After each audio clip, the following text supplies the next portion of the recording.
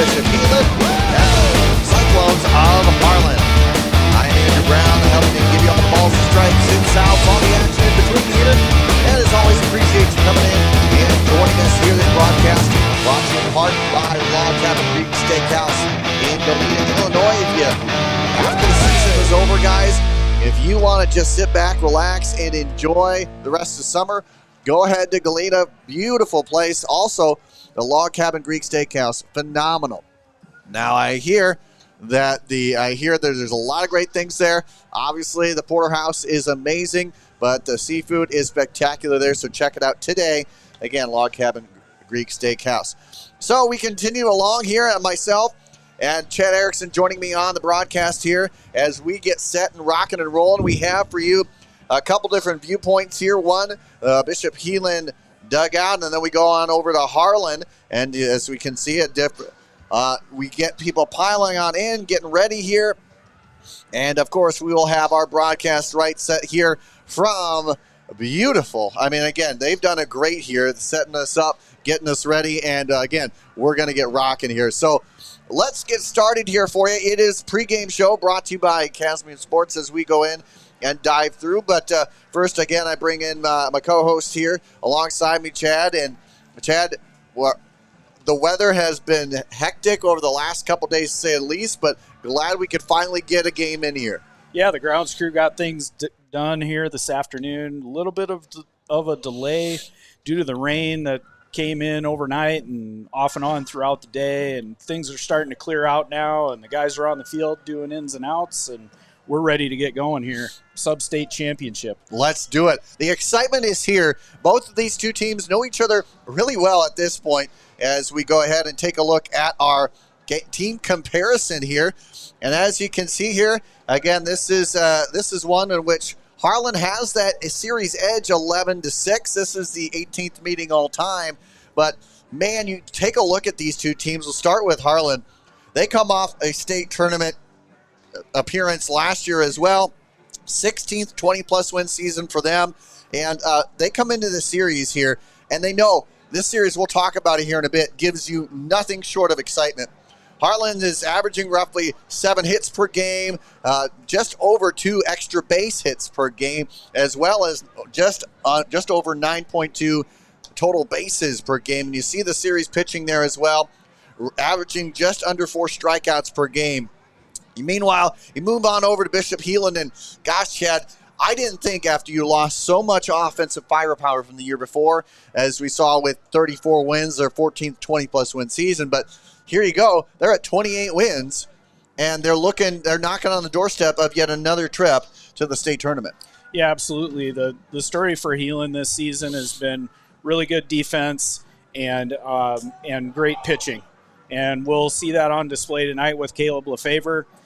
He's an Iowa commit, University of Iowa commit. He's the big real deal, man. 6'6" and throwing it really hard. So expecting big things out of him tonight, but Harlan's not going to go away easy. Harlan beat Heelan earlier in the season, but tonight Heelan's looking to even it up.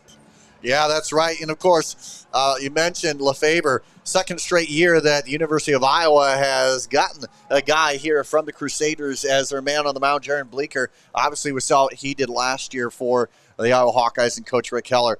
But, again, as you can see there, the Crusaders strong in this series. They're averaging just over 10.5 total bases per game, just around 5 strikeouts per game in this series alone. So they know what this series brings for sure. And, of course, as we mentioned here, the bracket, these two teams, as you mentioned, Heelan taking down Greene County, Glenwood en route to get here, Harlan over Atlantic, and Clark. Kind of relatively easy for both these squads coming up to this point. Kind of their big test here. But as we take at the road so far for the Crusaders here, they've been kind of home away kind of thing here.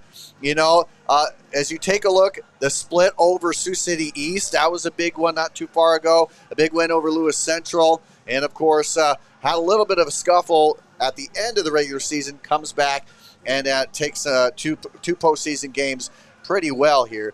And then as we take a look at the Harlan Cyclones, man, they have had mostly home games up to this point, although they did get snake bit by Underwood, Sioux City East, and Council Bluffs, Abraham Lincoln. But since then, they've kind of corrected themselves. 2 straight wins in the postseason get them to where they are right now. And, of course, as we look at these teams and the series, I mentioned it, so much goes on in this series. Again, 18th all-time meeting, but, man, they seem to know each other really well. And as we take a look at the tale of the series brought to you by Casmium Sports, we first take a look at the fact that there have been only 3 games to be played this late in July in this series. If you're a Cyclone fan, that kind of edges your way as they have the 3 wins here. But then, of course, as we continue on with that, this is a series in which you hit extra base hits, you generally win the game. And I know that's across the game of baseball here. That's what you usually kind of get. But in this series alone, that's that number there. And like I said, this is a series that will get you a lot of action. This is not a series that will be shy. This is not a series that will not get you a whole lot here. But again, as you take a look at this series, it gives you roughly 12.3 runs per game. That's what the offensive look like has been there.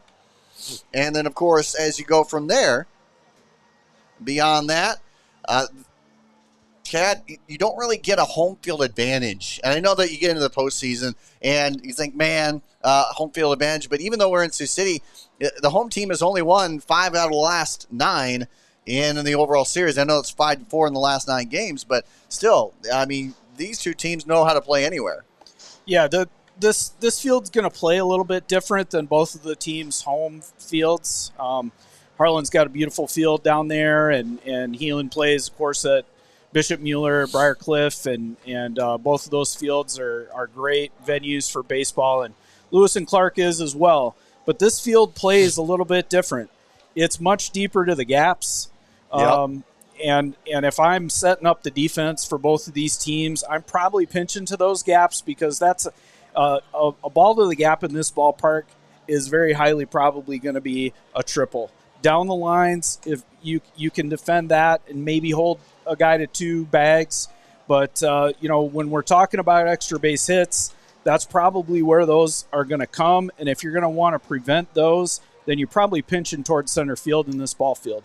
The thing about tonight is the wind is blowing in, so we'll be expecting maybe some balls to get knocked down, and right. it's going to be tough for a guy like, say, Ethan Erickson or Soma to hit one over the fence tonight, just because that wind is blowing in from left field here tonight. And as, of course, we mentioned the series record, Harlan leads that edge. But then again, this is interesting stats that I found here. Games with at least one team with 10-plus runs, just 35% of the series. So in the end, these 2 teams find ways to win in a variety of ways. And games of 2-run differential or more, or less, I should say, just 6 games. So again, you see a lot of variety in what this series is bringing. And, of course, the longest winning streak, Harlan, with 5 games. This was back a while ago. Again, the longest streak in this series here. But then, of course, one thing I want to mention here is that more strikeouts doesn't always equate to wins in this series. 10 out of the last 17 games, the team that won did not have the most strikeouts. And as odd as that may sound, as odd as that may look, this, Chad, like you mentioned, these 2 teams have plenty of capability, and they'll find a way to utilize this field in any way. But as we wrap up those numbers here, again, as we take a look at keys to the game, we'll start with Heelan here. You mentioned Erickson. He's the guy that has the pop, right? He's been searching for that home run title, in the single season, of course. But he's got a lot of pop here. Lefever's got a lot of pop to that bat, believe it or not. How do they, knowing that they've kind of already, they're familiar with this field at least, what are the big keys for Heelan as they try to get another state tournament berth? So for me tonight, number 1 on that list is Wahab has to be the catalyst. He's their leadoff hitter. He's one of the fastest guys in the state of Iowa. Speedster. Bar none. Multiple medals at the state track meet throughout his high school career. It's an impressive track pedigree for him. He was not at the game earlier this season. He was at state track. That's right. So Heelan will have him in the lineup, setting the table. If Wahab gets on base, he can wreak havoc. And look for big things from him tonight. That's definitely one of the keys to the game. Number 2 for Heelan is going to have to be solid defense. Yep. The times that they've lost to Harlan over the last several years, it's been because of some defensive miscues and maybe some lack of awareness at times with ball players not making the right play at the right time. So tonight they got to play that solid defense, and they've got their best defensive lineman tonight behind Caleb Lefevre. So we should see some good things there. And then the third key is they've got to stop Soma. Soma is the man on Harlan, the deal. And you have to make sure that he does not beat you. So it's going to be strategy big time when he comes to the plate. He's an Iowa Central commit, so he'll be playing college baseball next year. And he's got power and he's got some speed, and he's just a great athlete. And so Heelan's got to stop him. Yeah, and you mentioned Wahab recently broke the school's record for stolen bases in a season with 41. That took down a long-running 12-year run of Connor Niles with his 40 stolen bases up to that point. Now Wahab continuing to etch that way, looking now, and by all accounts, as I look at it, has the chance to claim this season's number 1 stolen base mark, as again Hunter Vanzee out of Sioux Center was the number 1 guy. Wahab getting up in there, getting close with a chance to strike. We'll see what he does here today in this battle here. But yeah, you're right, Soma. If you're on the other side, he's got to be one of the big catalysts to drive things in here. He has been on a tear this year, 68 total bases, averaging a 4.11 at the plate. And you know what? 5 home runs to his credit. Could that end up in a double or triple in this game? You will have to see. But, of course, one thing I'm also looking at here, Chad, is the sophomore duo, Schneider and Nelson. You know, both of those guys as just sophomores, which I find Harlan does a great job. One of many teams, both these teams do a great job of really bringing up their underclassmen to be at the high level. And those two guys, I think, are going to be 2 heavy hitters and need to be in this case, because you're going up against Caleb Lefevre. And last year we saw the utter dominance that Lefevre brought to the table and continued to do. I mean, it truly was absolutely stellar. And this year, maybe not as much time on the mound, but certainly we saw him against Sioux City East. And Lefevre in 2 games against Sioux City East, with that included, still has a 0.19 ERA coming into this game. Again, 2 games against East, which is the hottest team offensively, I would argue, across the state, especially in Sioux City. So he goes and battles that. Last time he helped blank him. So in the end, I think if you're Harlan right now, it's got to be a lot of, you got to stick to a lot of things. Maybe small ball will end up getting you there. But I think in the end, you're right. Soma has to be a big catalyst here. Yeah, that's right. I mean, but the keys to me for Harlan, they got to have hitters on in front of Soma. Yes. If Soma is coming to the plate with nobody on base, that's exactly what Heelan wants to have happen. Okay, so Harlan has to find a way to get runners on in front of their heavy hitter, and if they do that, then they've got a great opportunity to score. I mean, that's one of the big keys for Harlan. Yep. Another key for Harlan is the pitcher has got to Reynolds, who's the starter tonight for them. Reynolds has got to keep the Heelan hitters off balance. Yes. Okay. He's really going to have to mix up his pitches, keep them guessing as to what's coming next, and try and thwart that Heelan defense or Heelan offense and all of the things with the tools that Heelan has at the plate. And then the other part is Heelan's going to pressure you. They're not afraid to drop down a bunt. They're going to make you field the ball. Okay, so if the infield play from Harlan is solid, you're going to expect some of that game that Heelan brings to the table to be negated. So if Harlan can do those 3 things, I think they'll be sitting pretty well tonight. And if their star Soma does what he hopes to do, big things could happen, and this could be a track meet. Yeah. And, of course, Harlan with Coach Stein, obviously, he has inherited a huge program and continues to rock it well. Coach Osborne on the other side of that, his farewell tour this year. Right. And, in the end, he has given 18 years worth of dedicated time to what has been a program that continues to be excellent. And in so many years, you see 20-plus win seasons. We mentioned over 14-plus, 20-plus win seasons over the past since 2000, early 2000s, I should say. So it's an excellence, the standard here.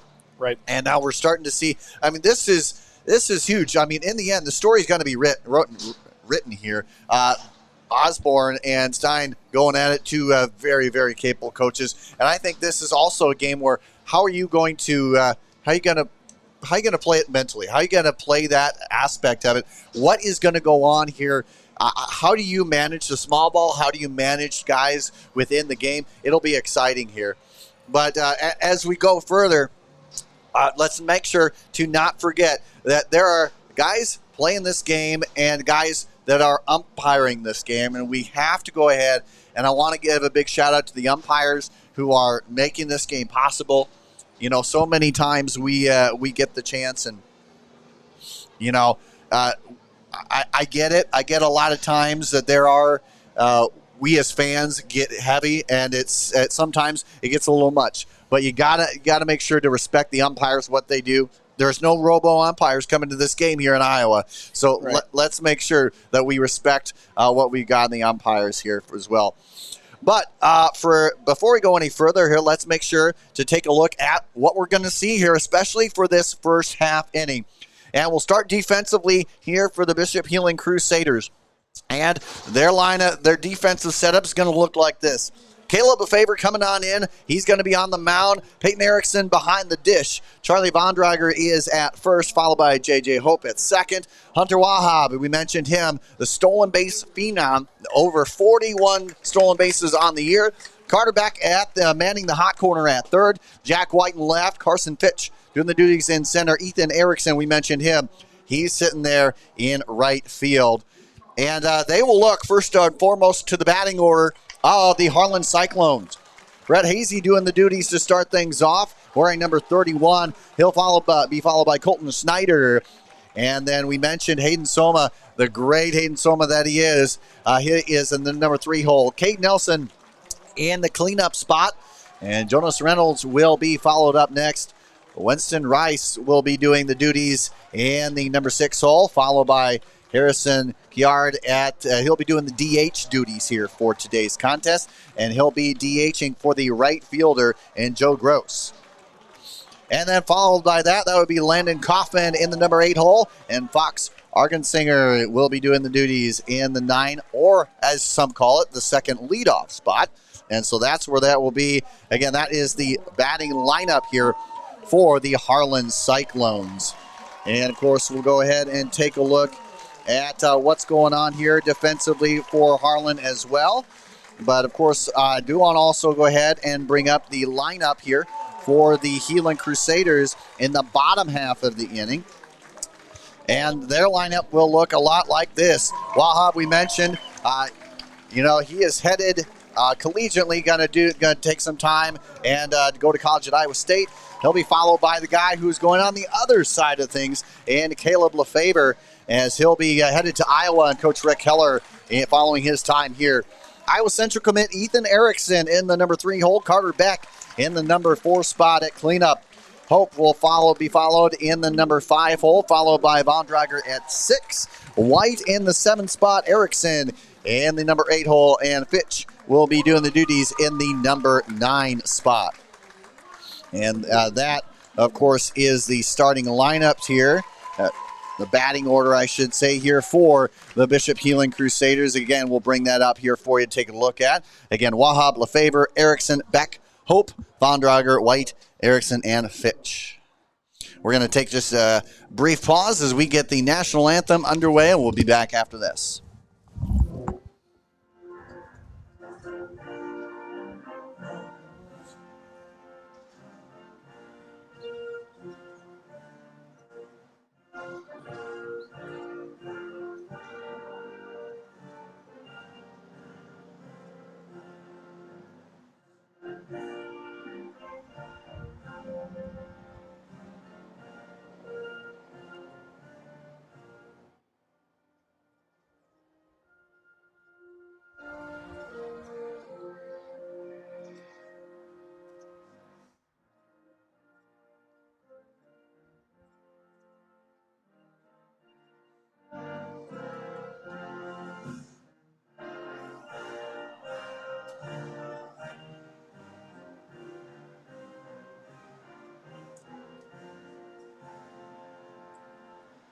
All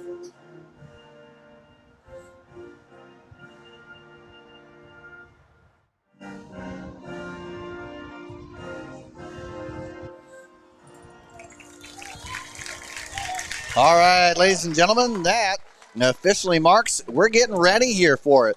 But first and foremost, let's continue to finish off our Academy and pregame show by taking a look at the defensive side once again as we look at the Cyclones of Harlan.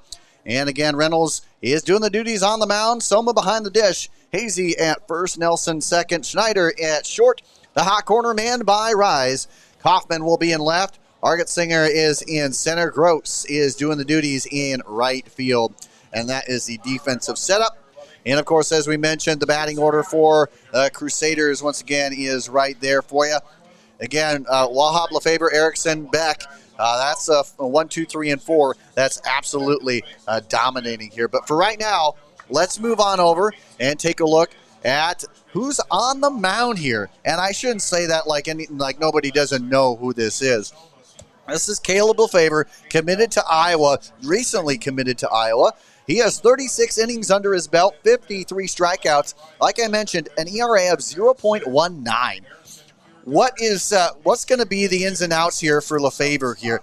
And I say that because what more does he need in the end? He's a guy that we saw before the season at the PBR Spring League. He talked about just kind of adding some more weight, adding some stuff on there. He's got a lot of the mechanics down, and I think that's why Coach Heller and company really like to see him. Yeah, well, he's certainly a projectable kid at 6'6". I mean, if you put 30 or 40 pounds on his frame, he's easily sitting in low to mid 90s for Heller after his senior year in high school. He's got one more year yet to fill out, and we're going to see his stuff on full display tonight. And we sure are. And let's go ahead and get started. That one gets shot way, way up there. Will it be playable? Almost. Bondrager had to fight through the clouds, and honestly, I think I lost that way before he did. Yeah, it's a little bit of a tough sky here, and the ball's pushing that the wind is pushing that ball toward that fence line. It's really tough. You know, Heelan has played here a few times, but it's one of those things. Maybe you get a little unsure by the fence. That one, though, gets lifted out there to left field. It looks to be coming on, and we will have a connection. Wahab. I got to tell you, I thought I was whites all the way there.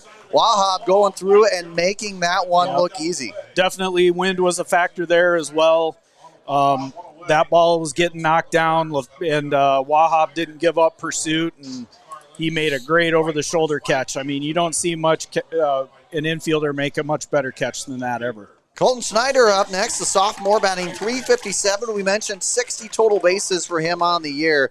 Absolutely. He's a guy that you really want up at the top of the lineup. He's done a heck of a job so far. And that one gets shot back here as we go to an 0-2 count. And again, as we mentioned here, with the lineup here, the defensive setups here for both of these teams. Again, like you said, this is one that is definitely seemed like it's bound for a heck of a defensive play, I should say that. So next pitch, that one goes in, but despite what Lefebvre thought it was, in the end, 1-2 here the count. That looked like a really good breaking ball up in the zone. Must have just been a stitch too high for the home plate umpire there. Schneider with 20 walks under the year, has 40 hits, including a couple of home runs, but he won't get the chance to do it there. Heck of a pitch here by Lefebvre as he sets him down. Another off-speed pitch that hit its mark, and Schneider had no answer for that one. Hayden Soma now getting this chance to step on up here. Again, we mentioned his name a lot here, and rightfully so. He is the team's leader in total bases at 68. He has 9 doubles, 5 home runs, 44 total hits on the season. Takes a look at strike one. So, again, I think this is one where we've seen both these teams be able to get out early. Again, this is a series that averages just under 13 runs per game. That one gets right up the middle, and that's the first hit of the ball game. It's Harlan to strike first on the hit column, and it comes in the number 3 hole. Hayden Soma just could not be denied there as he picks up his first hit of the ball game and puts a runner on first. Yeah, did a good job and hit the ball right back up the middle as a good hitter would. Hit it very hard, and Wahab couldn't cut the ground ball off on the shortstop side of second base. And of course, you know, with this, Soma has the ability to run here. Hasn't had too many stolen bases. In fact, by my account, no stolen bases on the year. But in the end, up to bat now as that one gets away. And now we get a runner into scoring position here for the Cyclones. Soma, as his spot will stand right on second here. And that's kind of dangerous, again, with what you have here in Nelson. He has a .375 average, 39 hits entering today's game. So the 1-0 count with a runner on second. That one in the dirt, and we're going to see, do they take off? There will be a throw. The tag is applied a little late here, and we can see, you mentioned it, Chad, the defense is going to have to be on point, and we're already seeing some defensive play. We saw Wahab with a good play, and defense stopped that advance to third. Yeah, Peyton did a good job blocking that ball, keeping it in front of him, and then made a play on Soma at second. It was just a stitch too late. That one gets rocketed right field. That won't get down, and they're going to send him on home. There will be a throw. The play at the plate is in time. The tag is applied. Wow! That is what you want to see. What a play. What a throw. Erickson's got a cannon out there in right field. Might want to call authorities, and that's how we officially wrap up the top half of the inning. I mean, if you can imagine it, 2 hits, give us this, but no runs, man. You gotta be wary. It's already exciting here in the first half inning of play, and we've got a whole lot more to come up. It's Wahab, Lefebvre, Erickson when we return right here on the IA Baseball Network. Hey everybody, got something special for all you electric fence owners out there. It's called Insolites, the LED flashing insulated light that you can see from up to half a mile or more away. It's so great you can see it from the comforts of your car or even your own home. That's right, you can put it onto almost any type of post out there, run the wire right through it, and that's all you need to do. Because Insolites goes with the pulse of the fence. So if there is no pulse, there is no flashing light, helping you locate where a problem may be or where a problem may exist that you didn't know was happening. It's simple as that. So you don't need to ground anything, add any bulky equipment, or shock yourself to test if your fence is working. All you need to do today is head to Insolites.com and get you some, and you will not be disappointed. It's simplicity at its finest. So go ahead to Insolites.com today and get you some. Oh, and by the way, make sure to tell them that IA Baseball sent you. Welcome back, ladies and gentlemen, here as we get rocking and rolling. Once again, here at the lineup, it will be Wahab, Lefebvre, Erickson as we get started and rocking here. Again, we'll bring up that lineup here for you very shortly here. Again, the batting order is like this. It starts off here with Hunter Wahab, the stolen base machine. Caleb Lefebvre next, Ethan Erickson, and the hole, Carter Beck in the number 4 spot. And, of course, now let's get rocking and rolling. Wahab, the stolen base leader for the Bishop Heelan Crusaders at 41. He's rocking it with the bat right now. He takes a look at ball 1 on the outside. We start 1-0.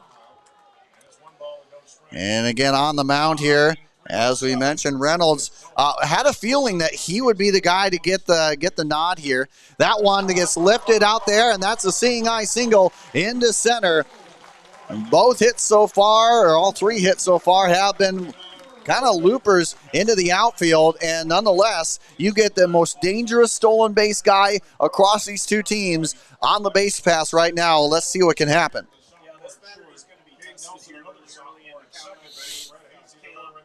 Caleb's a good 2-strike hitter, so we can put a lot of pressure on the Crusaders can put a lot of pressure on the pitcher right now. And we'll see what's happening here. Lefevre stepping on up. We've known him as the runner's taken off. Wahab is there. The throw. And that's not in time. Heck of a play. Heck of a run. In the end, it favors Heelan. Wahab picking up stolen base number 42 on the season. Heck of an effort from him. He stands on second. Yeah, someone's throw pulled the short side. One to Lefevre from the left side. Side of the bag and just couldn't get the tag on him soon enough. He had time to get him. The 0-1 count. That one's lifted left side. That will be playable out there and left. And no advancement there. Nice job. Almost a right Adam ball there as Lefevre flies out to left.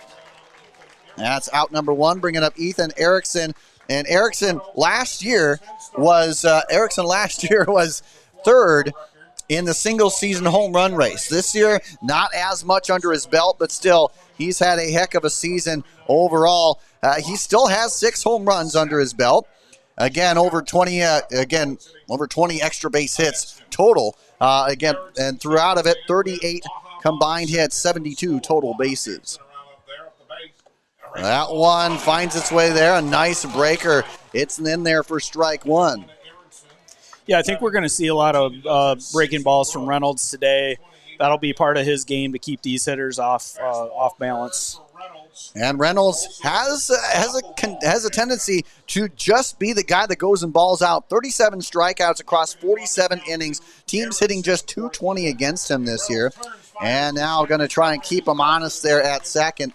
And honestly, Wahab is a guy that can easily take to third if you're not careful here. I think that's part of the stress factor that just adds to you early on. Right. The pitcher's got to be aware of where Hunter's at and what kind of lead he's getting, and it also forces the infielders to cover. That one is popped up and looks to be playable. No, it's not.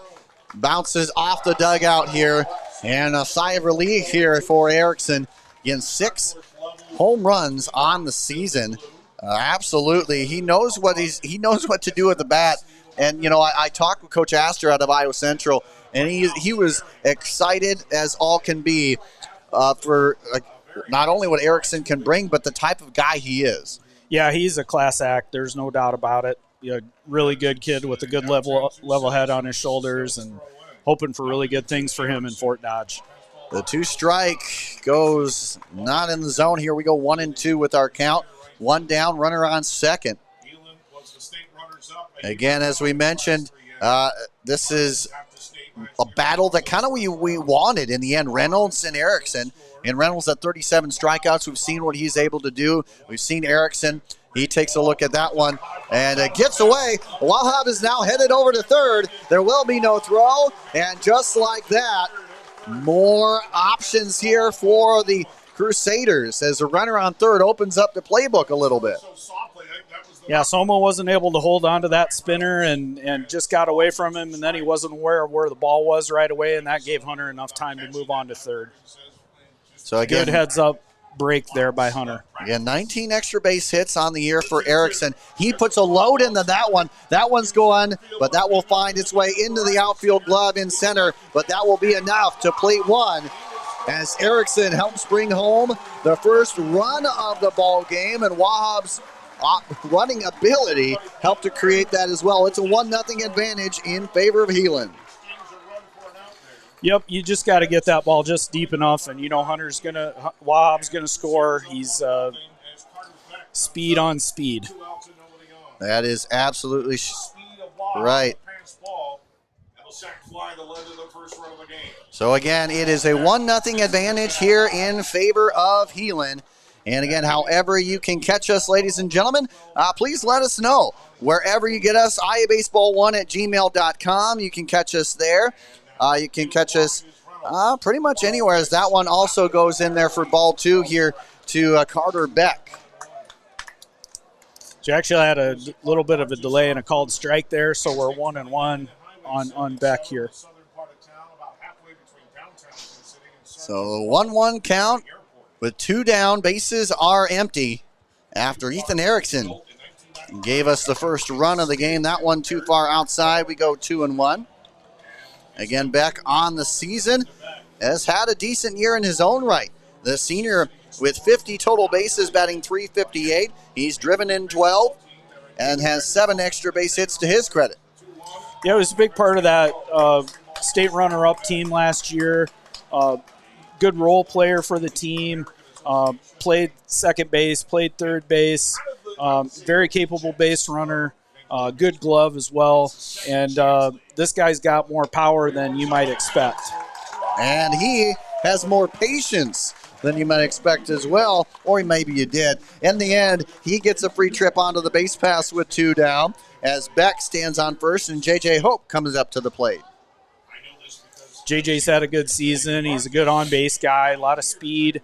This Heelan lineup does have a lot of speed, and they're not afraid to use it. So it'll be exciting to see what they're going to do here. Yeah, I mean, in the end, 13 stolen bases tells you a lot. It's got a lot of quick speed at that, sends one back, strike one. But again, this is simply one of those games that, in the end, I think Reynolds has proven in big-time situations he can be the guy to miss barrels. So even though it's 37 versus 50 strikeouts or so, I think this is a somewhat evenly matched battle on the mound. That one keeps him honest over there at first. We keep at 0-1. Again, this game was pushed back due to field conditions. Like you said, Chad, shout out to everybody for the Sioux City Explorers to make this still what it is right now, and they did a great job. Yeah, the field's looking good and dry, and that's important. We get this game in on time, and looking forward to getting this game under our belts and moving on to the state tournament. Both of these teams are very familiar with that. So yes. Substate championship games are no stranger to either one of these teams. Both of them participated in that last year, and both of them came away a winner. Unfortunately, tonight there can only be one moving on. Just like only one Highlander, there's one moving on, and that is out number 3. But not before Ethan Erickson and Hunter Waha play hero to start the game, and an RBI sacrifice from Erickson officially pokes across the first run of the game. It's a 1-0 advantage in favor of the Crusaders, and we'll get the chance now to see what the next inning will be like here, and it will be Reynolds, Rice, and Yard coming on up here for the Crusaders when we come back right here on the IA Baseball Network. Hey everybody, got something special for all you electric fence owners. Frank, when you think fairway, you think fresh. Is that the winning culture you've tried to create? Penelope Pineapple, what an unbelievable produce performance. How does your team stay so fresh? Sunkissed Orange. Is it true Fairway has offered the freshest produce in town since 1938? What can we say? Our produce is so fresh, we're speechless.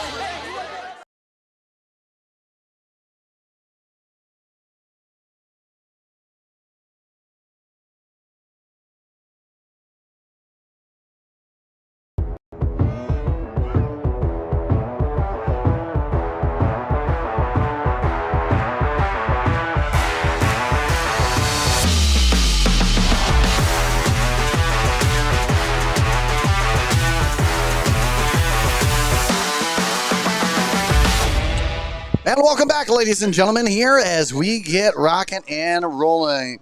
It is Reynolds, Rice, Kiergaard to do the duties up here for Harlan in the top half of inning number 2. And again, Heelan Crusaders radio show. Let's go, Heelan. Appreciate you jumping on as, again, we get rocking and rolling. That one just misses there, and we go 2-0 with the count. Again, it was 1, 2, 3, and 4 here for Harlan last time up. 1 strikeout here for Lefebvre already on the game. That one sails a bit on him, and it's a 4-pitch walk. A little uncharacteristic here as Reynolds shows some patience there. He draws the walk onto the base pass, and Rice now back gets his first chance here at the plate. Yeah, it looked like Caleb was just a little missing just by a little bit. Not too far off, but not exactly what the umpire was looking for. And we have a courtesy runner on first. Just his 22nd walk of the season here. And again, as we get stepping on up to the plate here, Rice with a 443 average here. He has 3 extra base hits, along with 20 total hits on the year, 18 runs driven in. And he draws a bunt attempt and a tie. Oh, boy. What a play. What a play. He got him. Full layout by Carter Beck. With an absolute extension column Superman there. The attempt here from Rice on the bunt goes nowhere. In fact, it goes somewhere high up in the air, finds its way into the glove. Wow, that's one that's kind of hard to put in the scorebook without putting an exclamation mark on that. Man, that was a highlight play. We've had 2 highlight defensive plays here, one in each inning so far. That is exactly the kind of game that we thought we might have here. And again, it keeps rocking and rolling here. So with 1 down, we have 1 on, and that 1-0 ends up ballooning to 2-2. Or 2-0, excuse me. Yeah, I was just about to say I would expect Erickson to come out and have a visit with Caleb, get him settled down here. Lefevre, uncharacteristically a little wild here this inning to start, and Erickson's going out there to work some magic, get his pitcher calmed down. I've been heard he does not wait very long to go out and have that conversation in a good way. Kind of that field general where it's like he can kind of sense where things are going. In the end, that's what a lot of coaches want to see is how are you managing the game mentally here behind the dish, and obviously doing a good job of that. But right now, Heelan in a bit of a pickle. That one, a nice hard fastball, gets him by him up and away. Yeah, Kiergaard couldn't catch up to that one, and maybe Caleb's getting into his groove here.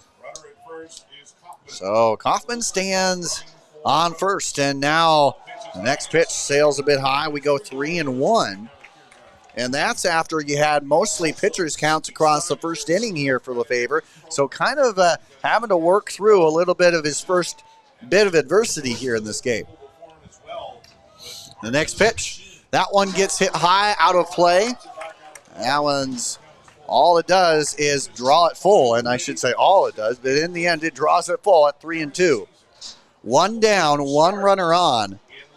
And there's so much energy and so much anticipation on what will happen here. And they're trying to get him over there at first. Vondrager with a good catch, but not applied in time. So in the end, Chad, I think this is one where you've got a guy who's, I think Lefevre honestly has transformed into that holistic kind of a guy.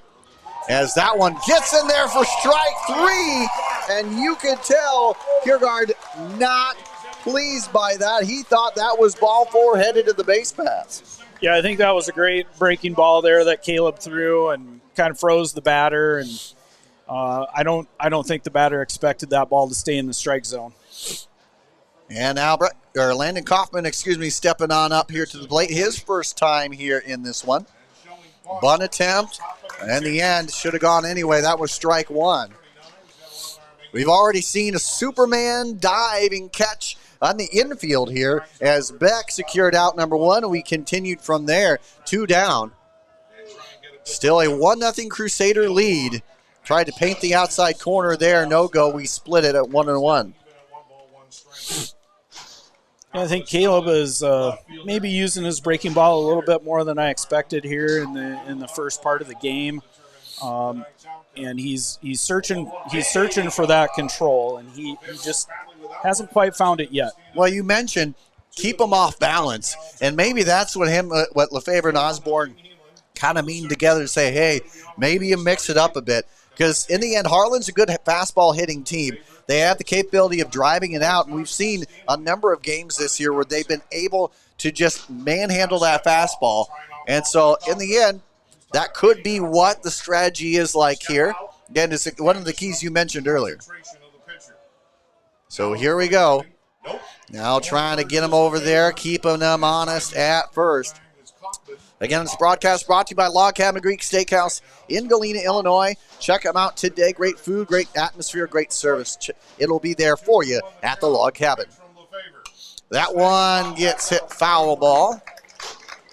Again, weather has kind of wreaked havoc on the postseason so far in the state of Iowa. Our first broadcast in Mount Vernon took 2 days to wrap up one game. And right now, we've had the weather delaying this game 1 hour, so that's why we weren't on the field ready to go right away.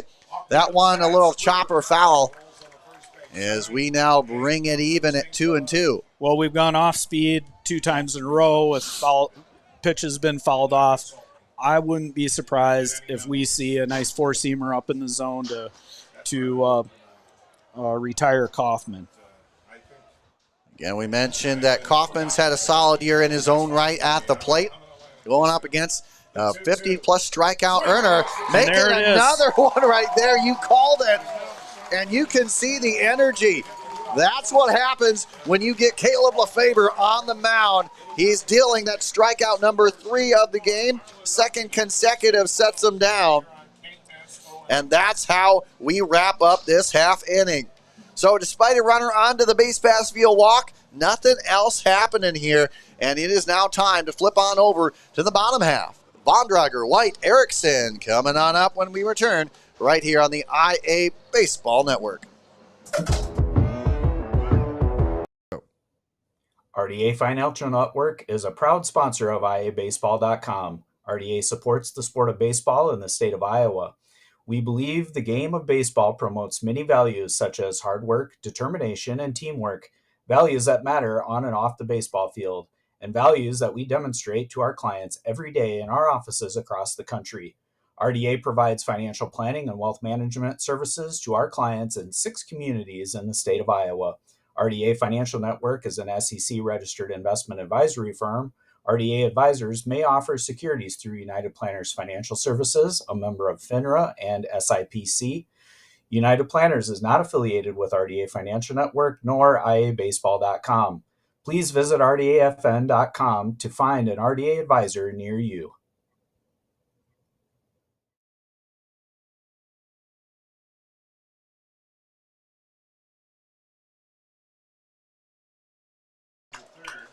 Welcome back, ladies and gentlemen, into the broadcast. It is 6-7-8 here for the Crusaders there as we get you a look there. And we start things off with Jack White, up at the plate.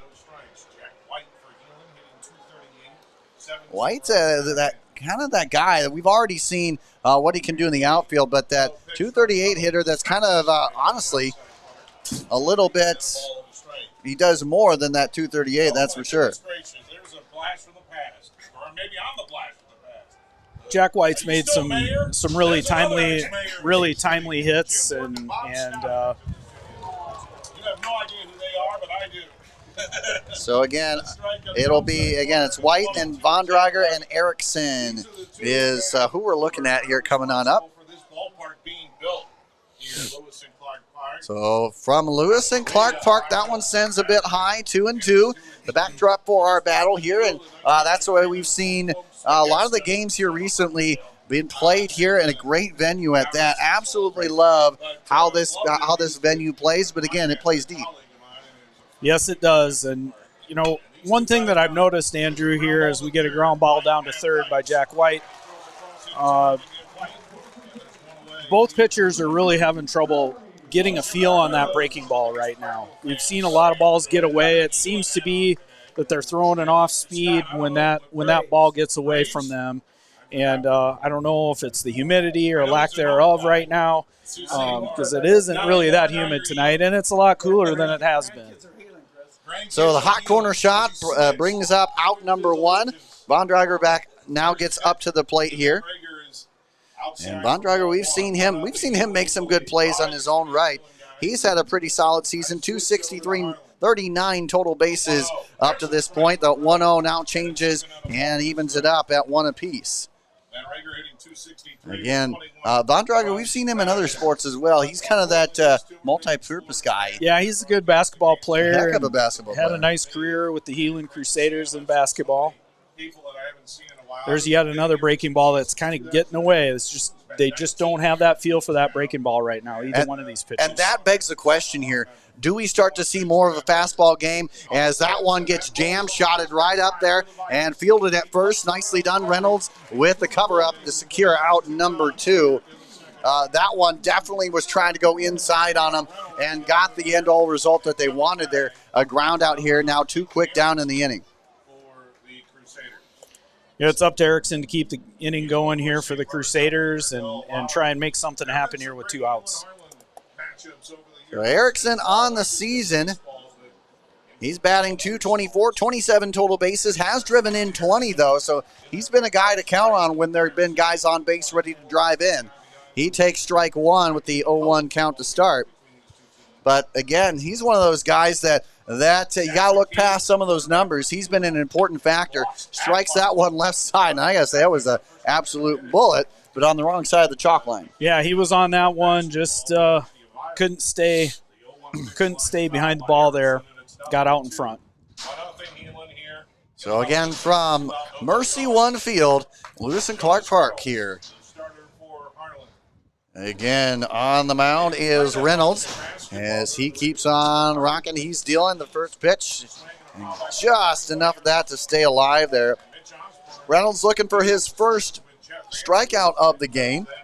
He has done a pretty good job. He's issued just 1 walk so far.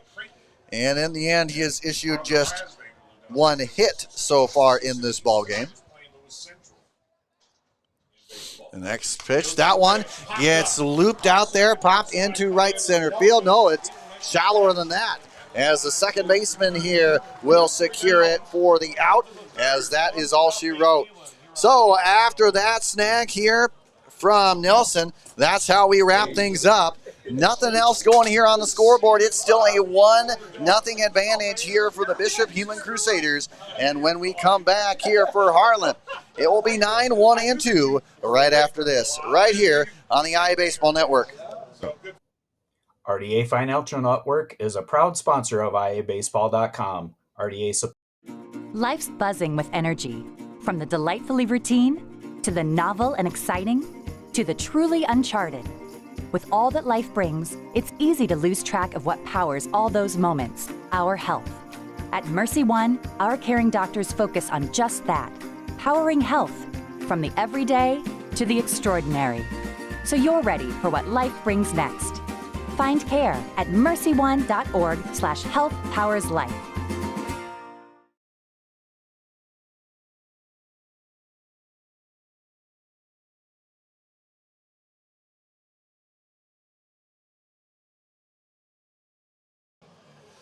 All right, ladies and gentlemen, and welcome on back into the broadcast here. Andrew Brown, Chad Erickson, helping you through what is an exciting time here as we now get the start of inning number 3 underway.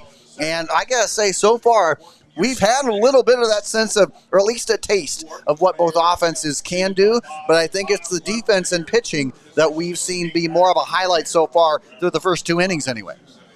Yeah, it's been a defensive game. The pitchers have kind of struggled with control a little bit here early on, but there has been some weak contact, especially on the Heelan side of the ball on offense. And I would expect the second time around through the order there'll be a little bit more solid contact by both these teams, and the offense will probably pick up. Argett Senior takes a look at ball 1 to start his first at-bat here of this Substate final battle. The freshman, 232 on the year, 27 total bases, has driven in 24. But a big number to mark here, 28 walks on the season, which is really what you want out of the number 9 hole man, either to hit or just get on base. And then that truly brings to that second leadoff position kind of mentality. Right, the first time these two teams played, the leadoff hitter and the 9-hole hitter were flip-flopped. So Argett Singer here is now hitting in the 9-hole. So sometimes that happens in the season, right? Well, and that kind of seems more strategy than anything else. As that pitch from LeFevre looked nice, but in the end draws it full 3-2. But yeah, it seems as though that's been by Coach Stein a real big strategy point coming down in here, And again, 28 walks on the season. That one goes too far inside and make it number 29 on the 2025 campaign. And you can see, you can hear the energy here from both of these teams as now the lineup flips on over and Hazy's stepping back up for the second time. That was just the second walk of the game so far for Lefevre. And as we get Hazy back up, he flew out last time up. That one in the dirt, but nicely done by Erickson to keep that in front of him. That's exactly what I think a lot of coaches pull their head up about when you see catchers let it get behind you in some way. You just got to keep it in front of you, and that was a great example of the positive spin, even if you don't grab that ball, of what can happen. Yeah, you know, when you have a catcher that can block the ball and move very well back there, the pitchers will take a few more chances, even with runners on base, because they know their catchers got them, keep them safe, and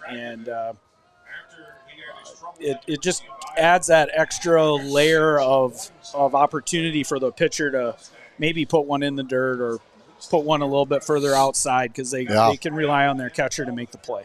And when you got that dynamic with Lefevre on the mound, it's got to feel like there may be an edge there. Runner is taken off. There will be a throw. The tag applied. Not in time, though.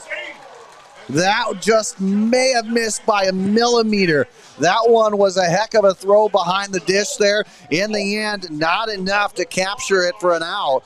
And first chance that Harlan has really had so far with a runner in scoring position here with nobody down. Well, that was certainly a close play at second base. I think the Heelan middle infielders thought he was out. I think Erickson thought he was out as well. But he was called safe. It was a close play, but they thought they had him on defense. A 1-2 delivery. That one catches him, rings him up. And despite the fact that Hazy thinks that was low, that's now strikeout number 4 on the game here for Lefevre. And a big one at that. Heck of a one there as Schneider now comes on up. He was strikeout victim number 1. And going to have a kind of a quick conversation there. Coach, just in the end, I think this is one where maybe you strategize where the calls are coming from. In the end, don't see much else there as we have one down here, a runner on second. Well, it might have been a little bit of a conversation that they want to hit behind this runner, give the runner an opportunity to score from second base, and he's not going to get an opportunity. Not going to be that chance there. You can see the crowd has gotten up there. The student section is up and rocking there as well. And now we got runners on first and second. And at some point, do you start to creep in, or does it creep into your mind, hey, is there a shorter leash happening with Lefevre right now? In the end, we know what can happen with them. But again, this is win or go home time. Well, the way Coach Osborne has operated throughout his career is he's got a lot of faith in his starting pitchers, and he's really going to give them a long leash. I would expect Caleb to have that tonight. On behalf of Caleb, I'm sure that he's trying to figure things out right now, maybe moving around, maybe hold the ball a little bit longer. That one by Soma is lifted center field. That one draws him back, and he misses that in center. And that will look like runners to advance at the very least. In the end, nobody coming on home. It remains a scoreless ball game here for Harlan, but they're knocking on the doorstep off of that loud single here from Soma, his second hit of the game. Well, Fitch had a long run in center. I bet you if you ask him, he'd feel like he needed to make that catch. Did look like a catchable ball. I'm not sure he got the glove on it. I think the ball was moving around on him due to the wind, and it kind of ate him up there at the last second. Luckily, because there were less than 2 outs, the runners couldn't get a good break. Luckily for the Crusaders, and now we've got the bags full with 1 out. Caleb's going to have to settle down here and make some pitches. Nelson, who singled his last time up, takes his first pitch and pops it way up in the air. In the end, it goes into the fans. And we start things off in this at-bat with an 0-1 count. Yeah, we mentioned what Nelson has been capable of this year. And again, he has been absolutely on fire. As a sophomore, 31 runs driven in, has a chance to add humongously onto that one here should he connect. The 0-1 delivery, that one sails a bit high. We even it up at 1 apiece. So at this point, yeah, you have a lot of faith. And in the end, we've seen Lefebvre at state tournament, come through in big situations. Then again, Harlan, this is a team that's been steady, that's been consistent. That one is swung through here with 2 strikes.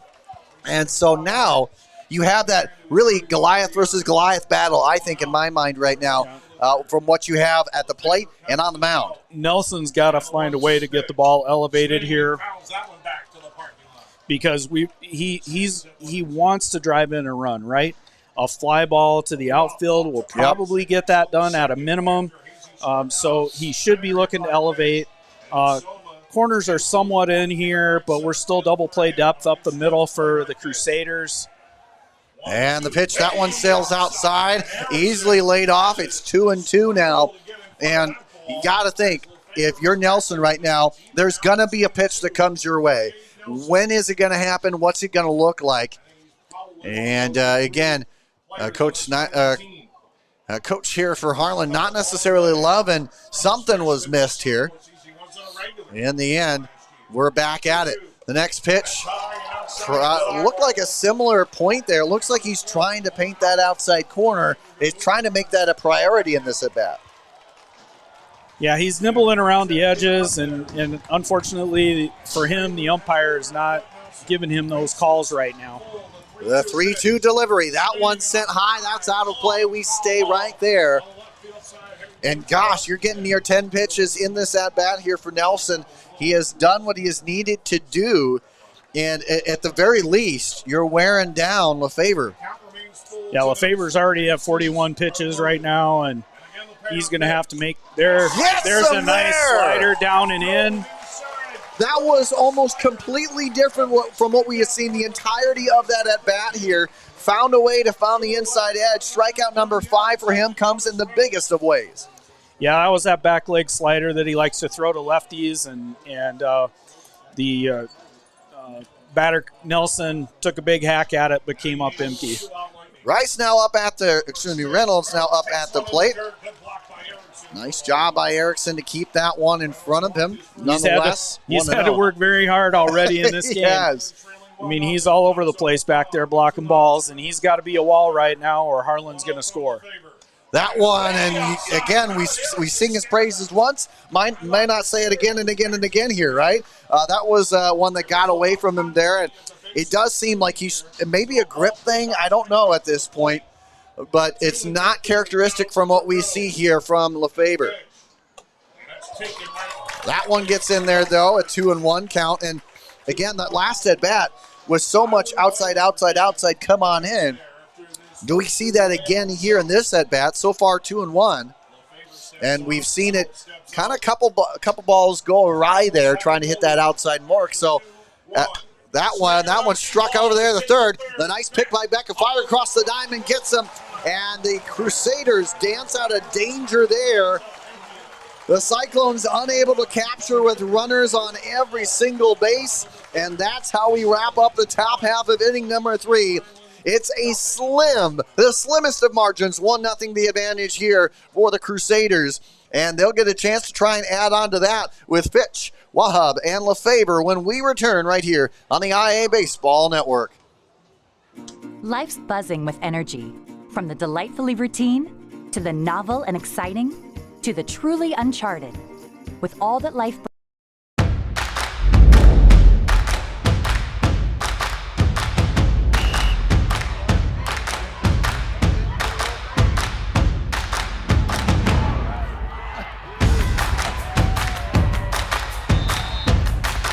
When you go home, you'll feel good about what you did, and you're doing it for the kids. If they don't have us, they don't have these games.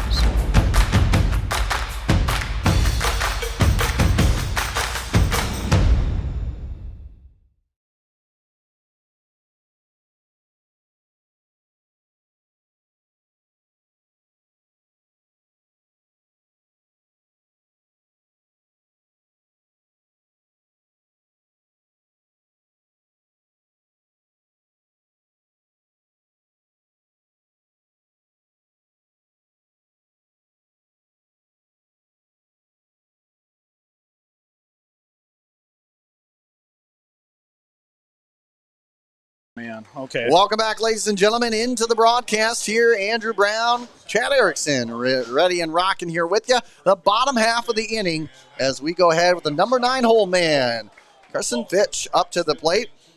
We've seen his ability in the field. Now we're taking a look at his ability with the bat. 255 hitter on the season as he is looking to add on to the mix here. Reynolds with the fire, and that one is sent out right field. And that will be right at him, though. Not a whole lot of room here. Gross with an atom ball to capture out number 1. As that one is set down. Now we get the top of the lineup once more, and Wahab stepping on up to the plate. Last time he came up, he drew a single, stole base, came around to score, all that jazz. He has been the only scorer of the game so far. And again, that's coming back in the bottom of the first. Sailing outside with that pitch, 1-0 the count. Well, certainly Reynolds doesn't want to see Wahab on the bases here with 1 out, put things in danger again, but that's how he... And again, Wahab with the only hit of the game here for the Crusaders right now, a team that has manufactured runs left and right wherever they need to. Again, this has been a series that in the end, just over 12 runs per game. So we're kind of getting a little bit into territory of not normal. That one up and in here for ball 3. And so, again, I think it has a lot to do with you talking about both pitchers trying to find their rhythm, their groove here, and a little bit off here through the first 3 innings. You know what's amazing is that it's still a 1-0 ball game, and these pitchers have not really, they haven't really found a feel yet. And now the second trip onto the base pass for Wahab is a 4-pitch walk. We'll now bring up Caleb Lefebvre, and I got to say, Lefebvre last year was known as that big-time pitcher. He has now come through as been one of the big-time bats for the Crusaders this year, and I got to say, it's been fun to watch. He's second, or I guess tied, for the team lead in total bases with 72 on the year coming into the game. 20 walks, 48 hits, as they keep him honest over there at first. But, you know, it's been, I think, a real turnaround year because now Lefebvre is known as the holistic guy, not just the guy who can pitch and do some hitting. Yeah, he hit the ball well last year, too. Nice left-handed bat. He does hit for a bit of power as well. He had 2 home runs at AL earlier this year. And so he does have the ability to drive the ball. Yeah, and he has shown a huge transformation from over the last couple of years. And he has a lot of power, like you said, in that bat, in that arm. Throwing him over there, making him stay honest there. Like we mentioned, 72 total bases on the year. And again, in the end, 14 extra base hits out of the 48 that he has compiled on the 2025 season. The 0-1 and now the delivery. That one not quite there. It pops out of the glove, but no advancement there. In the end, I didn't see much running room for Wahab and a guy who knows how to take the bases like that. Yeah, I think he thought the catcher had the ball, and he was headed back to first base by the time the ball squirted out. Well, in the end, I don't think you got to give credit to Soma. He did not let that ball get too far, so that may have been a real trouble play here for the Crusaders if he would have taken off, in my mind. Yeah, I think so. The ball didn't really get away very far from Soma, and he's got a decent arm, even with Hunter's speed. It's a high risk play. Again, Lefebvre flew out to left his last time up on a strong hit. We'll see what happens here. Wahab taking off. There will be a throw. The throw down is not in time. Wahab with his second stolen base of the game.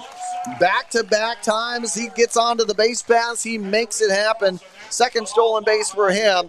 And now with a runner in scoring position here, Heelan, correct me if I'm wrong. I can't be 100% sure here, but that sure looked like a pitch out. And it was high and outside. They made the best play they could, but with Hunter's speed, he got a great jump, and that was another easy stolen base for him. So the 2-2 count here to Lefebvre. That one's rocketed right side. Nice pick up there at first. Hazy with a good play will secure it for the out, but in the meantime, it means that Wahab is once again back on third.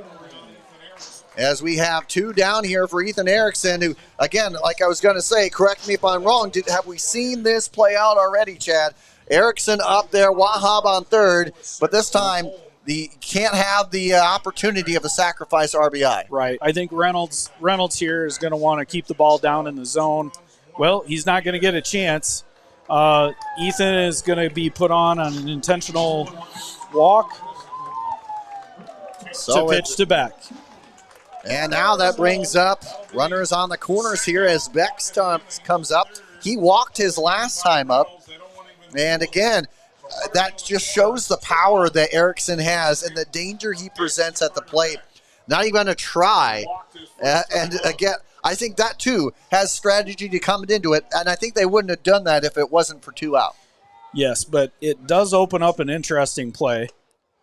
That one. In that, a little high. If you can draw a throw, it's possible, and get in a rundown, it's possible that Hunter can score, okay? So I'm not sure that they'll put that play on, but with all the speed on third base, that's not outside of the realm of possibilities. That one chopped back. Here we go now to 1-1 with the count.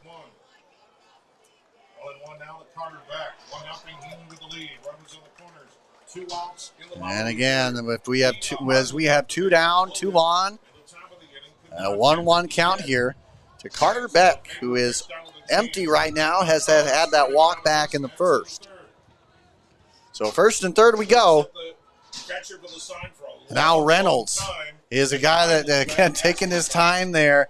And, again, Reynolds, we got to give him credit. Hasn't had a strikeout so far, but certainly could use one here to solidify the end of this rally here for the Crusaders.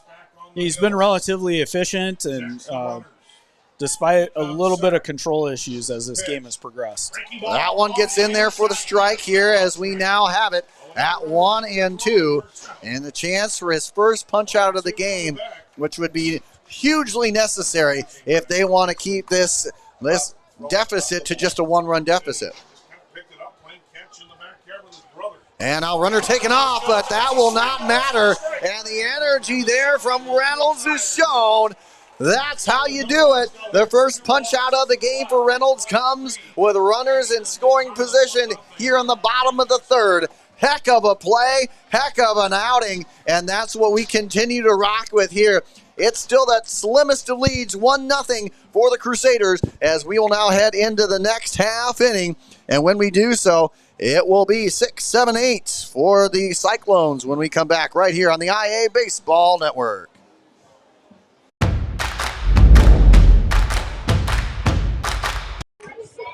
Hey, ladies and gentlemen, Andrew Brown here with IA Baseball. I'm here at the PBR Spring League, but man, there's a whole lot of good that I want to talk to you about outside of what's happening on the fields, and that includes the batting donut. That's right here, the batting donut. I would urge anybody to check out. It is a really cool way to help improve your confidence and boost your energy, boost your endurance, all by slipping this onto your bat. That's it. And hey, look at that. You got sprinkles, you got everything. It's the whole package. And by the way, they come in pink as well. They come in 9 and 16 ounce versions.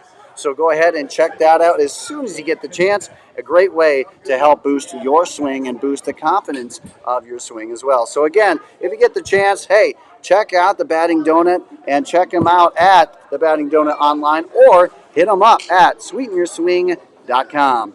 And while you're there, let them know that IA Baseball sent you. Welcome back, ladies and gentlemen. First pitch here to the, and again, number 6 hole man in Rice stepping on up to the plate. That one gets away from LaFavor there. 1-0 is the count.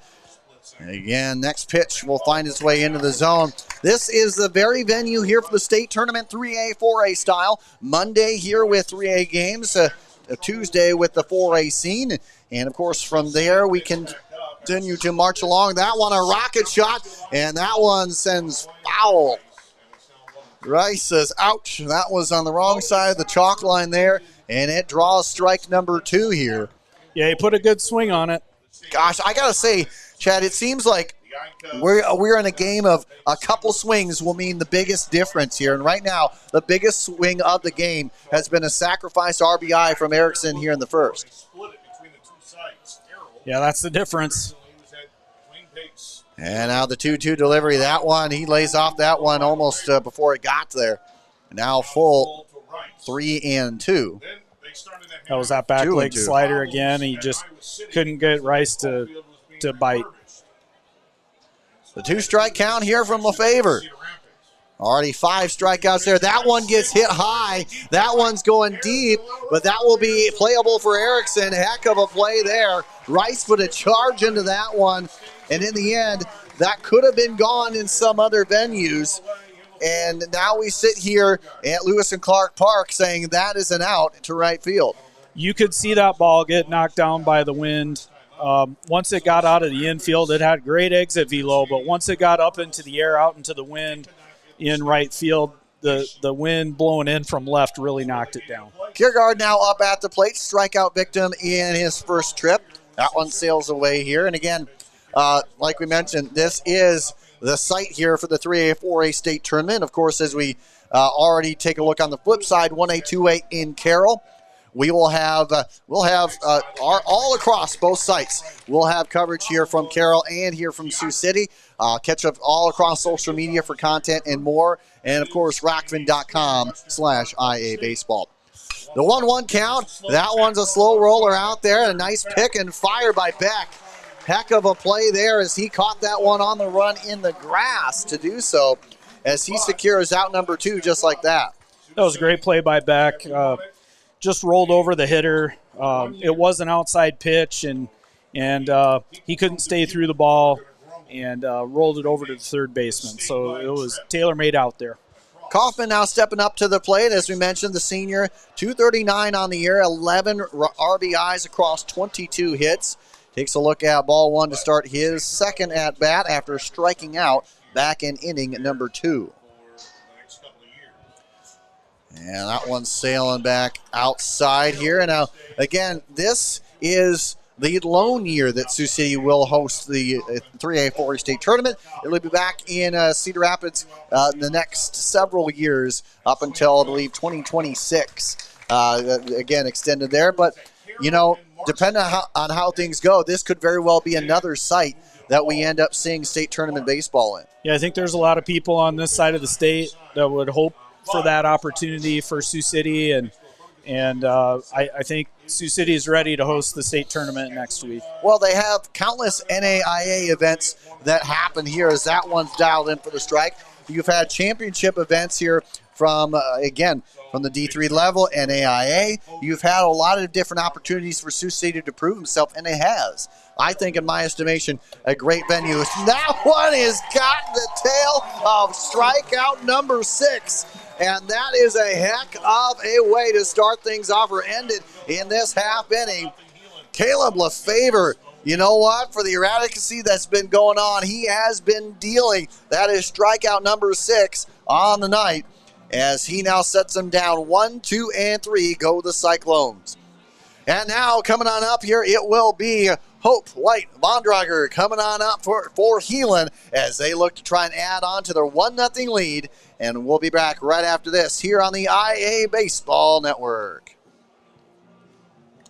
Hey, ladies and gentlemen, Andrew Brown here with IA Baseball. Frank, when you think fairway, you think fresh. Is that the winning culture you've tried to create? Penelope Pineapple, what an unbelievable produce performance. How does your team stay so fresh? Sunkissed Orange. Is it true Fairway has offered the freshest produce in town since 1938? What can we say? Our produce is so fresh, we're speechless.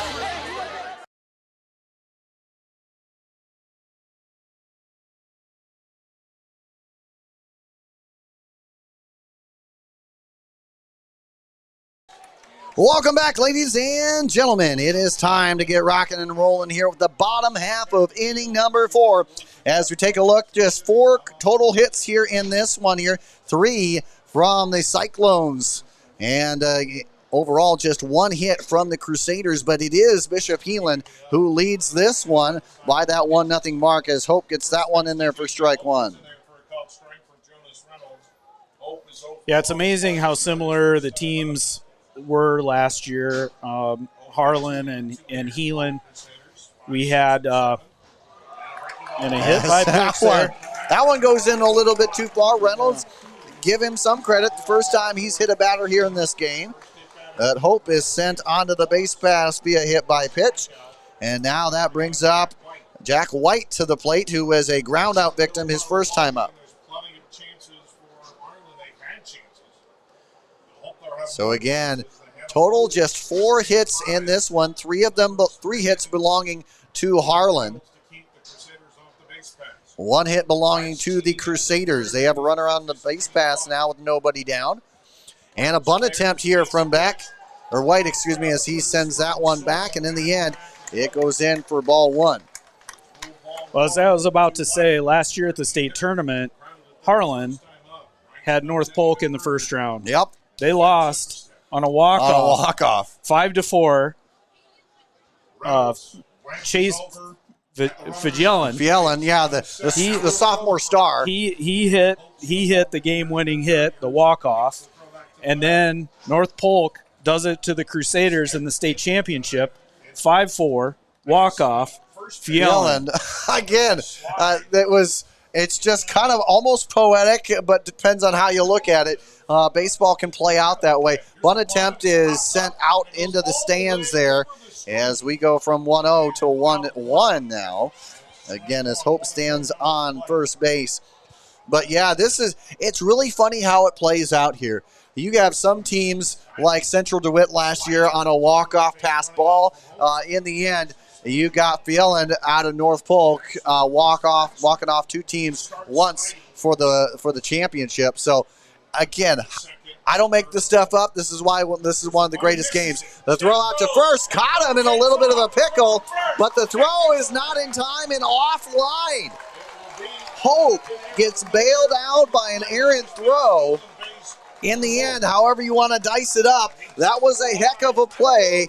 We have a runner on second now with a 1-2 count. That was a very unusual play.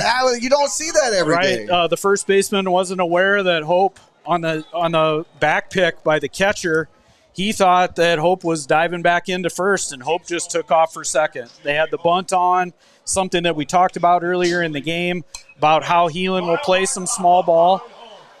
That one sent high, and in the end, that one's into the stands here. We keep it now at 1-2. Jack White kept alive by the wind there. I got to say, there has, not a terrible amount of wind, but it's just enough where we've seen it influence that ball. And I ultimately got to say, not a lot of barrels have been hit, though. So you got to look at this for one. The field is giving you something, but also there's been some good pitching here today. The 1-2, that one. That's up and in. That was high and tight. Not only our show, which you can catch every Tuesday, but that was very high and tight, as that was the second hit batsman of the inning. And Coach coming on out to have a little conversation here, as I don't think this is a need for change. Maybe just kind of a let's calm down kind of a situation. Yeah, Reynolds is at 52 pitches, so I don't think it's a pitch issue for him. It's more of a, hey, let's slow the ball game down. Let's talk about this. How are we going to defend runners on first and second here? Maybe a little bit of a chat about what they're looking to do to Von Drager as he comes to the plate here. But mostly probably just let's slow the game down. Yeah, so far 3 walks, 2 batters hit by pitch. Reynolds has bent but not broken up to this point. Right now, he has runners on first and second, and there is still nobody out. It's prime opportunity for Von Drager, who grounded out his first time. Would love his first hit. Here he calls time. So this is now a situation. You can tell that the corners are a little bit in here for Harlan defensively as we bring it back out. It's double play depth here for the middle infield. That one's in there for strike one. But everything is in play here. No outs. You have, it's like the whole world is your oyster right now in terms of what you can do offensively. Yeah, it is. I think Osborne would really like to bunt here, and here we are. And they do bunt. Vondrager with a nice, successful bunt there. I think almost everybody in the house was thinking that's one of two options that he's going to go with right now. And in the end, a perfectly done bunt is just a perfectly done bunt. You really can't do much else. It advances runners on over to second and third here with one down. So the small ball plays to perfection as Peyton Erickson stepping on up to the plate. So now Erickson standing up, and the possibility brings it here. Do you see another bunt with what you've got going on to the base paths here? Well, we've got the infield in. Erickson's been in this position many times this season. And he's come through several times. So yeah. We'll see. Runners in scoring position here. Erickson's going to try and hit the ball hard through this drawn-in infield. Light on second. Hope stands on third. And the pitch. That one, he muscles that one up high, but that will not get anywhere out to the outfield here. That's a heck of a pitch here from Reynolds as he sets down the number 8-hole man in Erickson on the pop-up. And now Carson Fitch stepping on up to the plate. And just like that, you got to give Harlan credit. There have been plenty of activity onto the base pass here, 2 hit by pitch, but no hits so far, no walks in this time. So yeah, good pitch there by Reynolds. He jammed Erickson and forced that pop up, which is just as good as a strikeout in that situation. So as that one looks to be a stolen strike there in a sense. So you got to give credit. The backstops here have been absolutely stellar. Soma, I think, took that one as a strike. Couldn't help that one, though, as that one sails outside here at 1-1. Now we got a senior up to the plate here. He's got to get the job done. He's got a job to do. Fitch has the ability to get it done. He did it in the state championship last year. So we'll see if he can come through. And the next pitch, that one is lifted left field, but that will have enough on it. And coming on will be, on the center field catch will be Argensinger. He'll capture it for the out, and that's how we wrap up this half inning. So despite some action onto the base pass, Harlan comes through defensively. They secure out number 3, and we still have just a 1-0 advantage. It's in favor of Heelan, and we'll come back after this. Frank, when you think fairway, you think fresh. Is that the winning culture you've tried to create? Penelope Pineapple, what an unbelievable produce performance. How does your team stay so fresh? Sun-kissed orange. Is it true Fairway has offered the freshest produce in town since 1938? What can we say? Our produce is so fresh, we're speechless.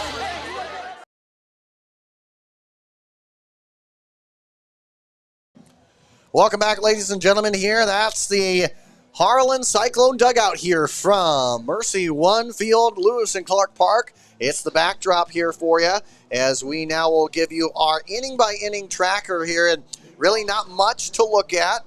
We've had 1 hit so far for Heelan. That has brought across their 1 run. 3 hits for the Cyclones, but have not been able to push across that big run so far. It's a 1-0 advantage for Heelan. And now we're going to go ahead and get things rocking here as we bring you back. And again, it is 9-1-2. Argensinger has walked and stolen a base, and that one clearly not touching that one. That one sails up and away, ball 1. By Express Charter, by Nishnabotna Valley Road. First pitch misses for ball 1 to Argensinger.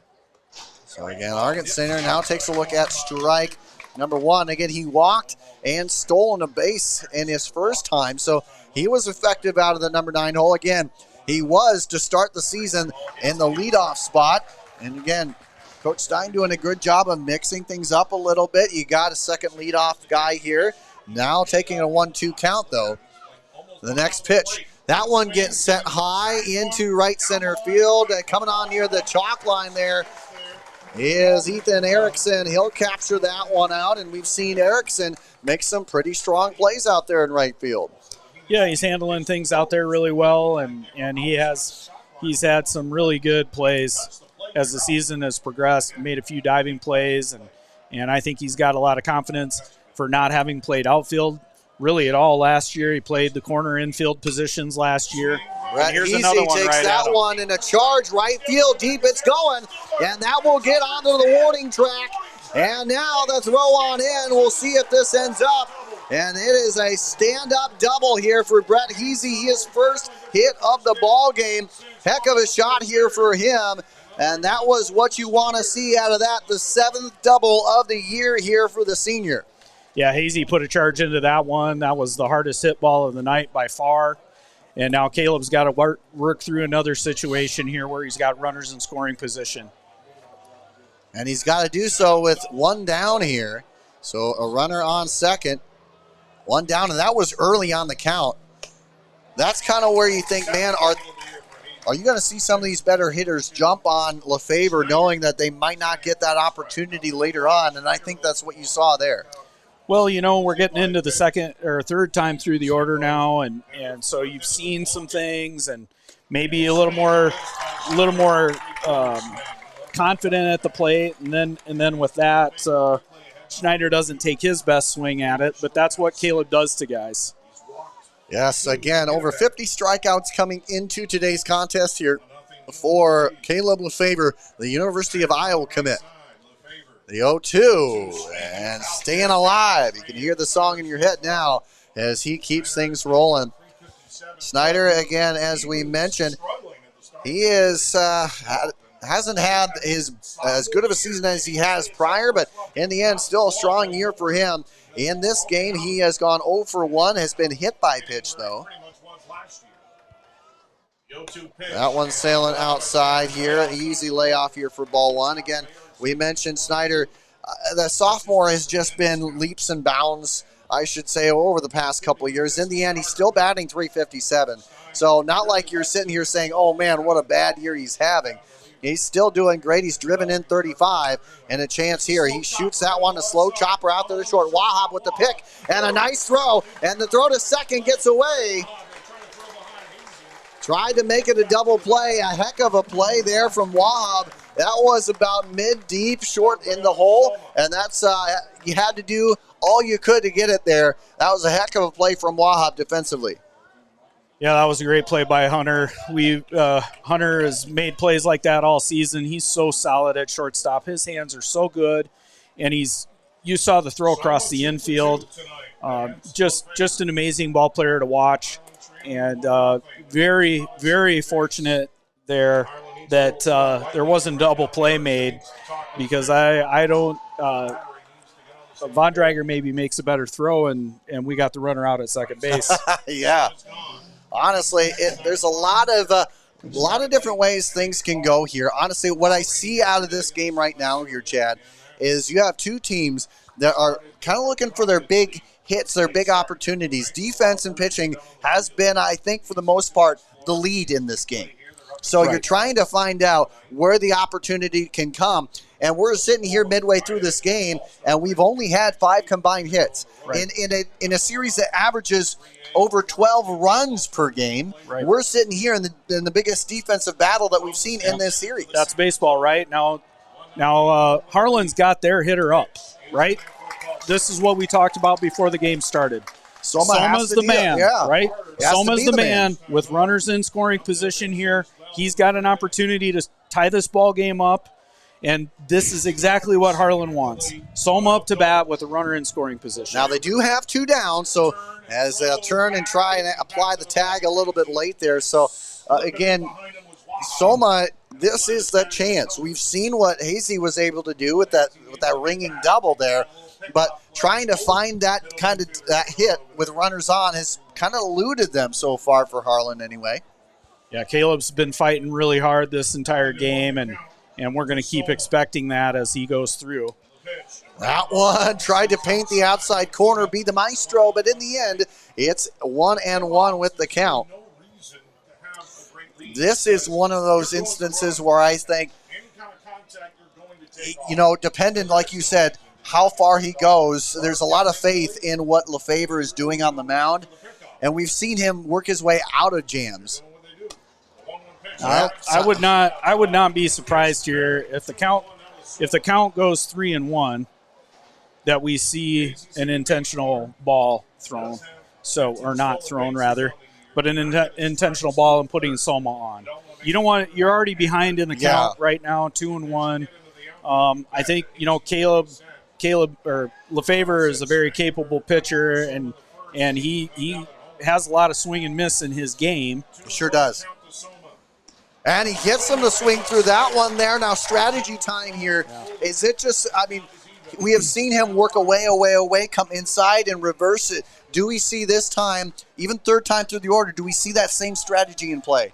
In my opinion, I wouldn't go inside on Soma. I would stay outside, and if you put him on, you put him on. The 2-2 delivery. Tried to catch that outside. That's a danger spot, though. Up and away, Soma has found some tendency to hit that ball. Then again, we've seen a number of flies to right field end up in the glove of Erickson, so maybe we're just trying to work to what's been the strength so far. The next pitch, the payoff gets and there him. It is. Heck of a play there. The energy is there. Caleb Lefevre. Take it to the bank. That's strikeout number 7 on the game. Oh, that was the showdown we were looking for tonight. Wow. We got it. Caleb came out on top that time. That's exactly what we came here to pay to see. That's the energy, the excitement, and even more so, it remains a 1-0 ball game here for the Crusaders. And boy, if you thought it was going to if you thought there was going to be a dull moment, you're in the wrong place here. This is exciting baseball. And when we come back, we'll get the top of the lineup here for Heelan when we return right here on the IA Baseball Network. Frank, when you think fairway, you think fresh. Is that the winning culture? RDA Financial Network is a proud sponsor of IABaseball.com. RDA supports the sport of baseball in the state of Iowa. We believe the game of baseball promotes many values such as hard work, determination, and teamwork, values that matter on and off the baseball field, and values that we demonstrate to our clients every day in our offices across the country. RDA provides financial planning and wealth management services to our clients in 6 communities in the state of Iowa. RDA Financial Network is an SEC-registered investment advisory firm. RDA advisors may offer securities through United Planners Financial Services, a member of FINRA and SIPC. United Planners is not affiliated with RDA Financial Network nor IABaseball.com. Please visit RDAFN.com to find an RDA advisor near you.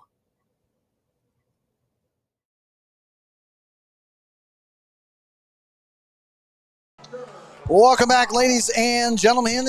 In that last half inning for the Cyclones, 1 hit. A runner on to the base pass, 1 left, but no runs scoring. That's where we now send it to the bottom half of the 5th. In the top of the Heelan lineup, Hunter Wahab, who has been just a guy that you just can't get off the base pass at this moment. He has walked and stolen a base in his first 2 trips. So again, here we sit now. That one at 0-1 now the count. The X is out of the, again, independent baseball kind of scene. Again, it is the home of the Sioux City Explorers. That one sails outside. And the home team for Brendan Durigge, University of Iowa baseball star. He has signed on, and he is now in the Sioux City Explorer. The 1-1 count here now as we go back to the top of the lineup here for Heelan. Andrew, I did check bound, and Sioux City East is going to the state tournament. They won 5-1 over Lewis Central.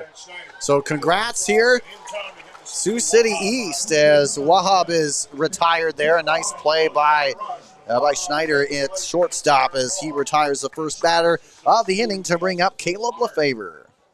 So again, shout out to Sioux City East They have been knocking on the door several years. Last year, 1 win shy.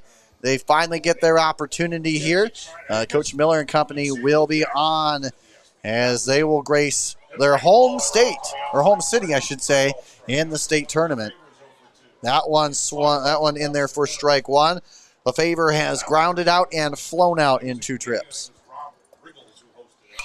That one gets sent high. Is it playable? It will not be. It'll, in the end, bring it to an 0-2 count.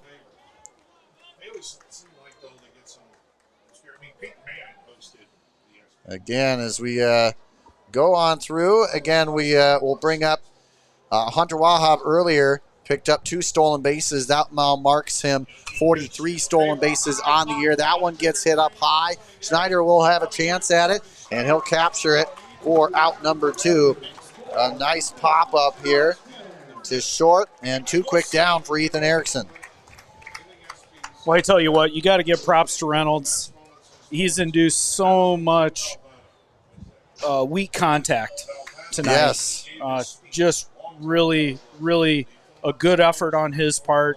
He's still going strong, only 64 pitches here through 4 2/3.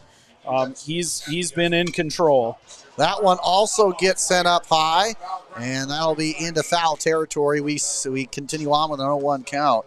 And, yeah, it's just strange because we have seen this game go 8-7, 12-10, 15-11 we've seen in a recent battle as well. So this has been hits galore. Both these teams well over 6 hits per contest in this series. So we're getting, I think, rarefied air when it comes to Harlan, Heelan battling it out. The 0-1 is changing up to 0-2. That's why you had the fence right there, and he knew he missed that one. Yeah, he did. He got the pitch that he wanted. Ethan was hunting fastball there, and he was just underneath of it, fouled it straight back. Timing was there, just not the solid contact. The 0-2 delivery, and that one's a chopper, but foul side as we remain at 0-2. No surprise there, 0-2 going off speed, and Ethan just fouled the ball off. You fight, hope the next one's a fastball. Live to fight, right? another pitch. Right now he stands 0-2. Reynolds has been dynamic so far in this one. The pitch. And he catches it. The energy from Reynolds is palpable, ladies and gentlemen. I'd love to see that. Count me in. That's strikeout number 2 on the game for him. As he sets down Erickson on strikes. 1, 2, 3 go the Heelan Crusaders in that half inning. And that will be time for a brand new inning when we return. We're getting down to it. 2 innings left, and when we come to the 6th, greeting us first will be Nelson, Reynolds, and Rice right after this. And we'll be back right here on the IA Baseball Network.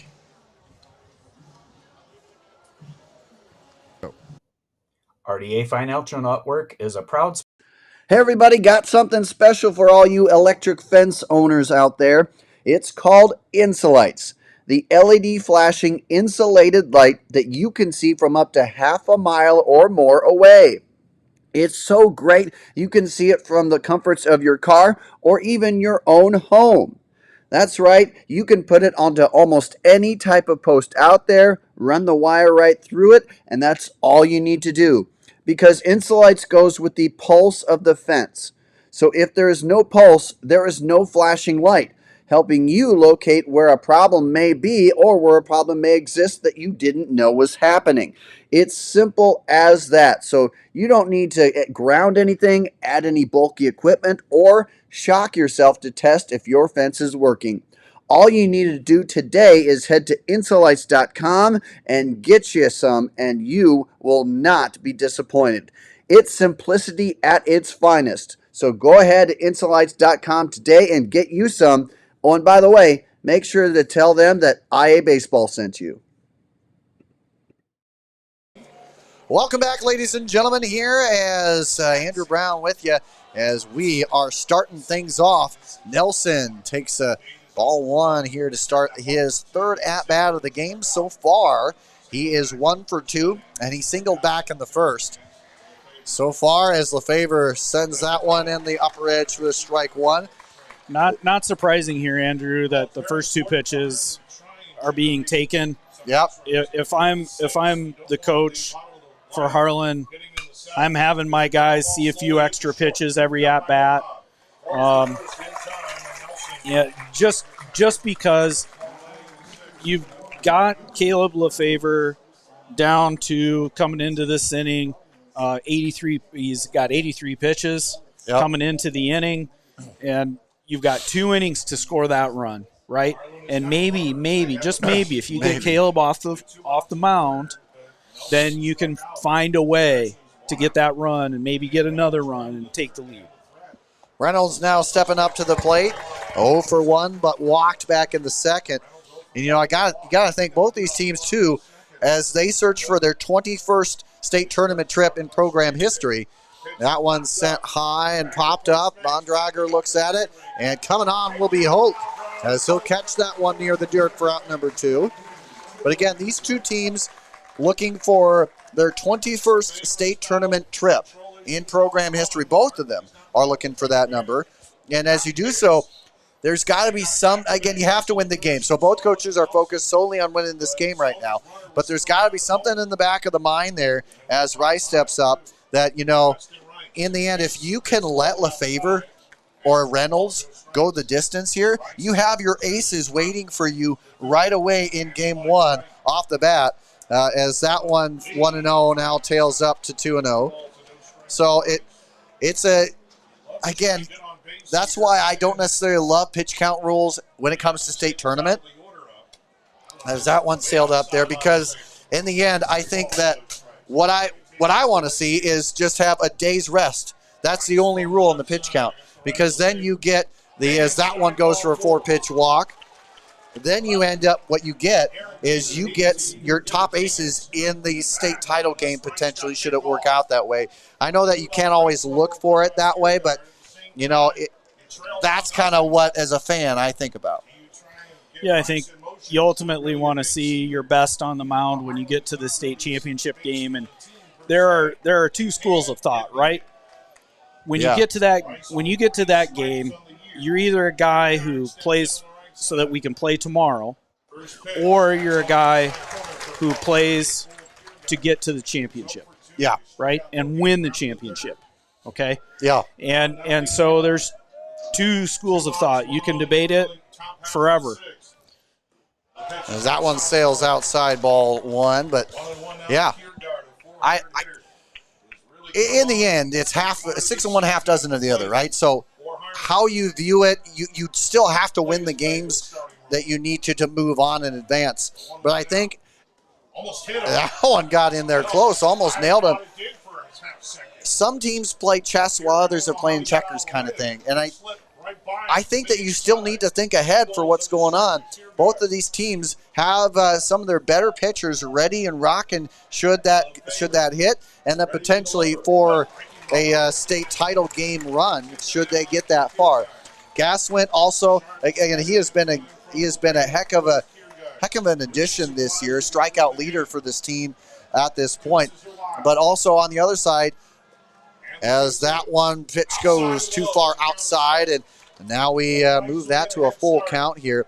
But for Harlan on the end, you got Rise, who's still, if Harlan moves on, they got him to start, and then potentially, depending on how things go, a state title game appearance. So right now we got a 3-2 count. Lefevre with the payoff pitch, and that one too far inside. And that would be ball 4. And now we have back-to-back runners onto the base pass via walk. And we're starting to get some hefty tensions here in this inning. 2 runners on, and now that'll bring up Kiergaard to the plate. Yeah, Caleb's at 99 pitches now. He's got 11 pitches to go. It's important that he let's see. Okay, we got a pinch runner going out to second base. Kaufman stands up there. We got number 16, Joseph Rise, the senior. This is Nissen out at second base. Is your pinch runner. Little speed out there with two outs. Yeah, and you got to think, if you are Harlan right now, you do have 2 down. but you're starting to see a little bit of a chink in the armor here for Lefevre. Again, back-to-back walks. We haven't seen that in this game. Yeah, 2 quick outs to start the inning, and then that one is sent out there into center field. That'll drop, and that'll get by. And just like that, Harlan has scored 1, and they're looking to get another one around. There will be no throw. The Harlan Cyclones have taken the lead here late on a heck of an RBI single here by Kaufman. The biggest hit of the game for any team right now.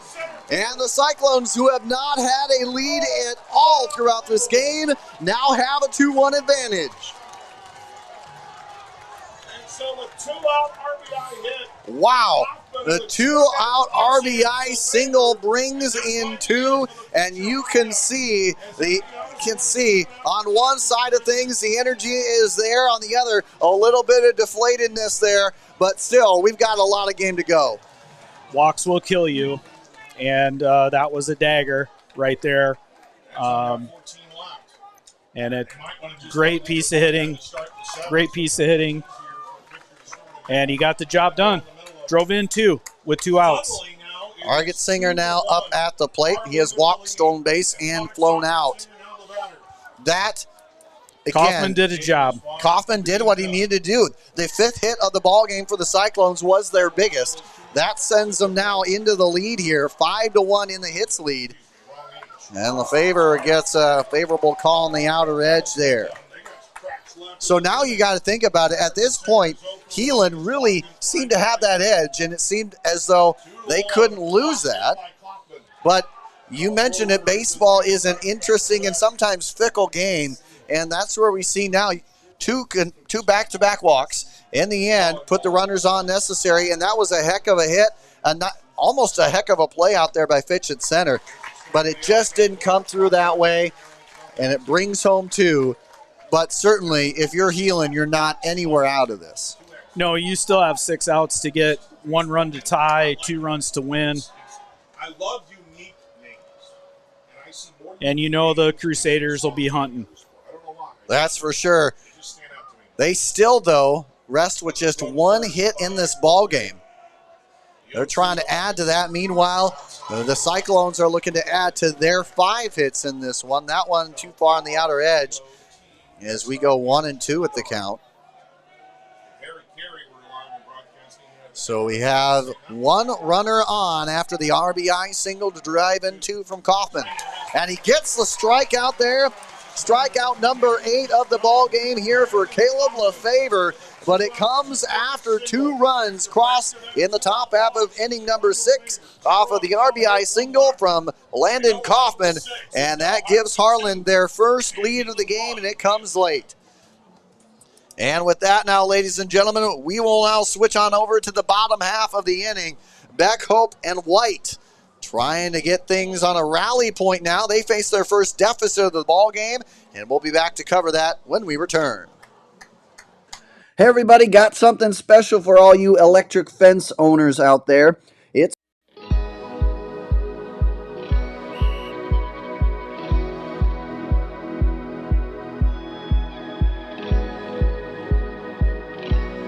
I love doing it. We go to all the state events. We work at all the state events, and you wear your polo and people stop and talk to you, and it's just really great to connect with kids from other schools who are on the board, and then coaches, athletic directors who will see you at the events will stop and talk to you, and it's really neat. You feel a bit of a weight and you're a voice for all athletes in the state of Iowa, which is cool. I think it's really cool. I remember reading the email and I'm like, oh, this would be something really cool to look for. It'd be good to talk to people that I want to get to talk to around the state. I get to see other people's opinions, kids from 5A schools, kids from small schools. Welcome back, ladies and gentlemen. We continue to roll on here in the bottom half of the inning. Beck is doing the duties to kick things off, takes strike 1 here. Again, this is a team that is looking, they scored 1 run in the very first inning, have yet to find that rhythm here as that one's shot back for 0-2. We got some scores here for you here, including Bettendorf. They punched their ticket to the state tournament here, 4-3 over Hempstead. The Boone Toreadors over Humboldt 3-2. 11-5 Carlisle over North Polk. That's a big win, as that one keeps them alive. Actually, it's called a strike. Must not have gotten much contact of that, and Beck finds his way. Boy, I got to say here, Chad, that almost looked like it may have come off the bat. In the end, I was completely wrong with that. And however you want to dish it out, it is a runner onto the base pass here. Well, you got to find a way, right? Yeah, find a way. Considered a strike, but finds his way on. Now, if I'm JJ Hope, I'm gonna take some pitches here. We got to keep the pressure on the pitcher. That's true. And force Reynolds, which he can, throw a lot of strikes, right? Hope tries. You got to make him. You got to make him throw strikes. Hope shows bunt, pulls it on back here. 1-0 the count. If they need to get Reynolds out of there. Again, Liberty over Linn-Mar 6-5. Wallert heads back to the state tournament as well. 8-1 winners over Western Dubuque. The bunt attempt to perfection, but nice play behind the dish. Soma, he has got that cannon, and he is not afraid to use it. Hope, though, does what he needs to do. They trade an out for a runner in scoring position now. With one down, we now move up as White stepping on up to the plate here with one down. Well, we're gonna have an umpires meeting here. Harlan's coach is saying that he bunted the ball and touched the ball in fair territory, which would make him out, and it would make him dead. Yep, okay? Right then it and would there. be a dead ball, and Carter Beck would have to stay at first base. But they ruled that ruled only Hope is out, so it was a successful sack bunt. So what could have been a complete turnaround for Heelan offensively, they get by with that one. I don't think really any umpire had the greatest of look at it, to be honest, by looking at where they were at. As we now will have a pitching change in the mix. And got to give a lot of credit here to Reynolds on the mound. 2 strikeouts. He has limited this Heelan lineup to just 1 hit here through 5 1/3 innings worth of work. Got to give a shout out to him. And of course, we will give you who's coming up next here when we return right here on the IA Baseball Network.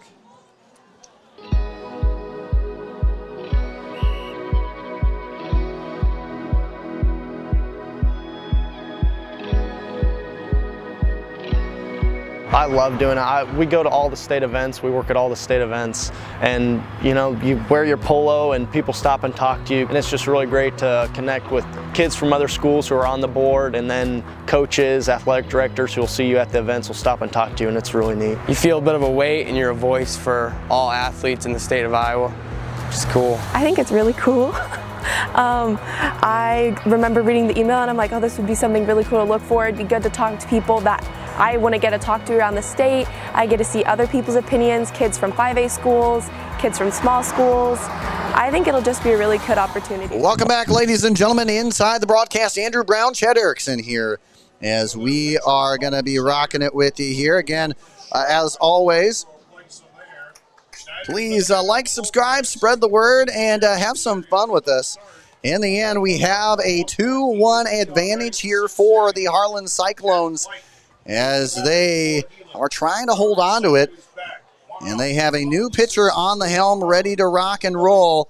And that new pitcher is none other than Colton Schneider, a perfect, or 1-1 in his record so far on the year through 18 innings pitched. Team's hitting just 200 as he has now dished out 23 strikeouts through this time here in the season. And he has a 1-0 count here. Schneider's been the man for Harlan this year in the closer's position, and so no surprise he's out there.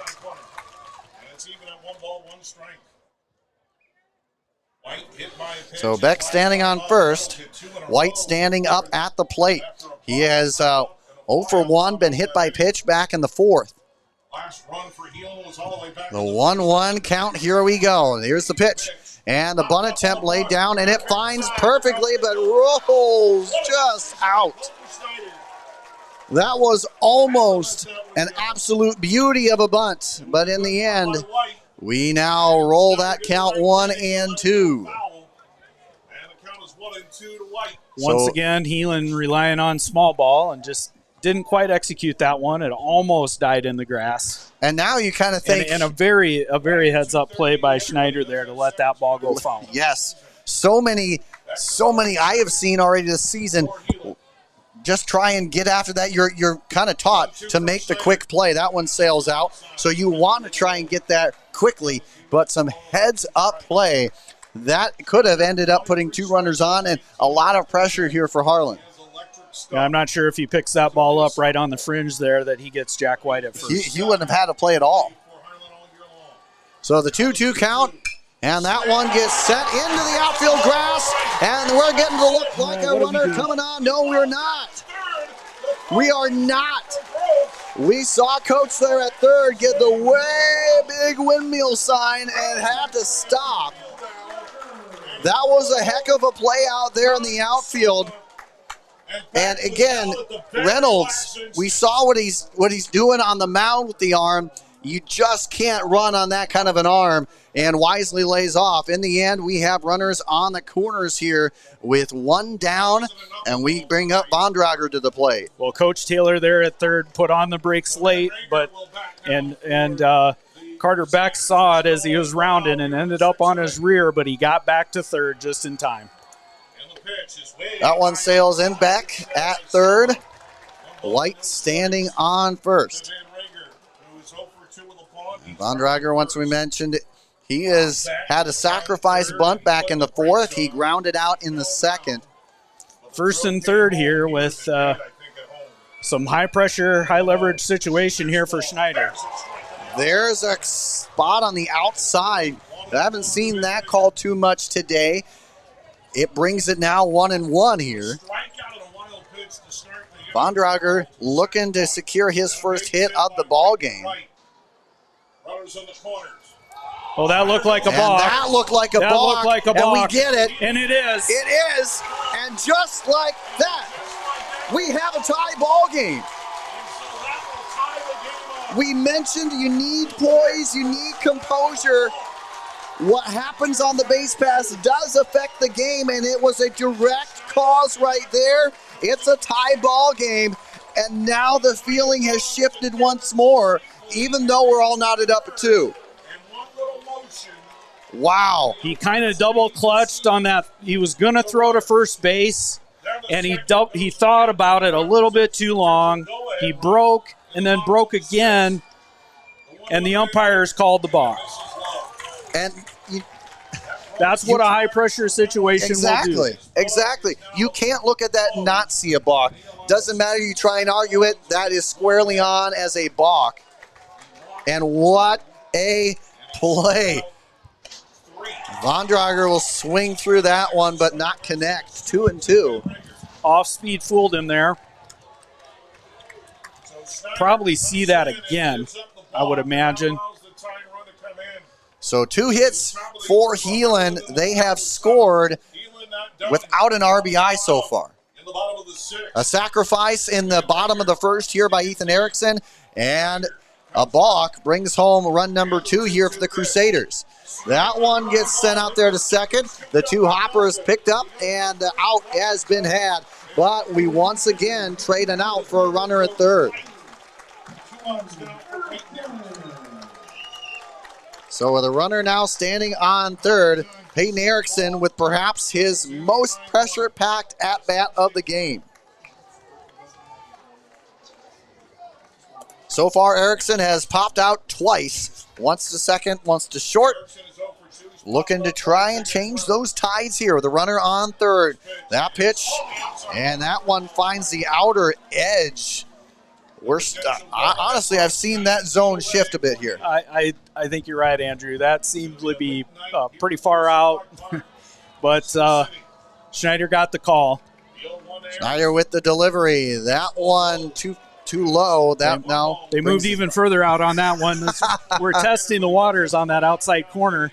Well, both pitching staffs at this point have now really tried to make it an effort to hit the outside edge. And we've seen it from Lefevre to Reynolds and now to Schneider. The 0-1, that one laid off here. We've 2-1. Now we're seeing Erickson right on that inside line, right over the plate. He knows he's got to cover that outside corner and then some, probably.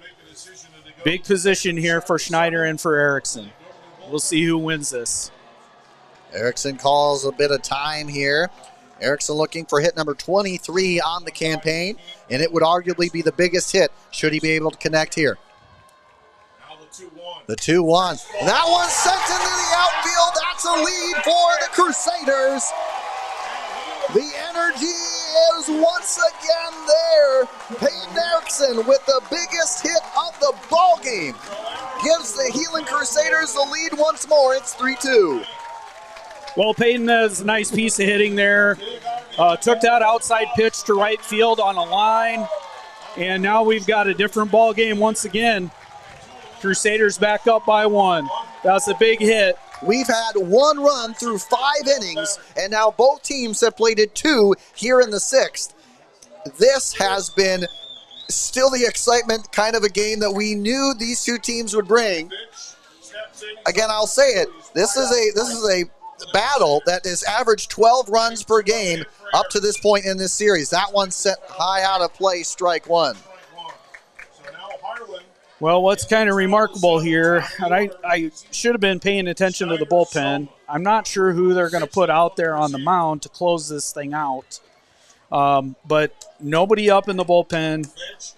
There may have been somebody out there earlier, but I didn't look. There's been so much excitement going on the field. It has been so jam-packed, and it's been one of those games that you never felt safe with a lead. And we've seen that already. Heelan has seen their 1-run lead after 5 innings evaporate 2-1, and the Cyclones only held that lead for half an inning. And we do have Dylan Nappa's courtesy runner out there at first base for Erickson. So some really good speed on first. So Knapp, he is the guy that you cannot get picked off at this point. You got to be as diligent as you can be on the base pass. 2 down, you don't want to end this rally. He's taken off, though, and there will be no pitch.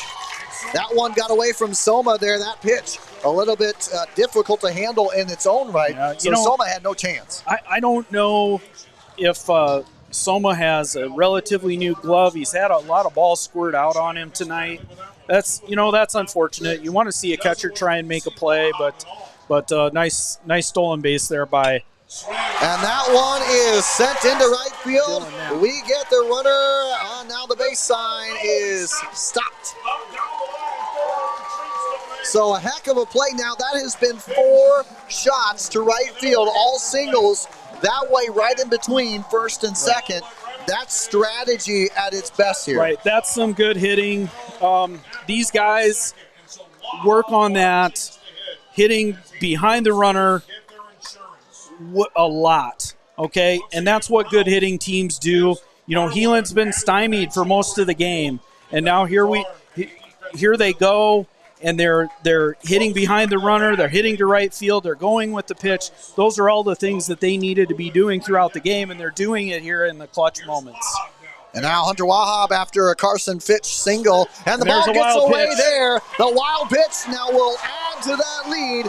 The Crusaders put up another run. It's 4-2 Bishop Heelan. And with the runner on second, still a lot of chance to do it. They've had a lot of offense here with 2 down here, Chad.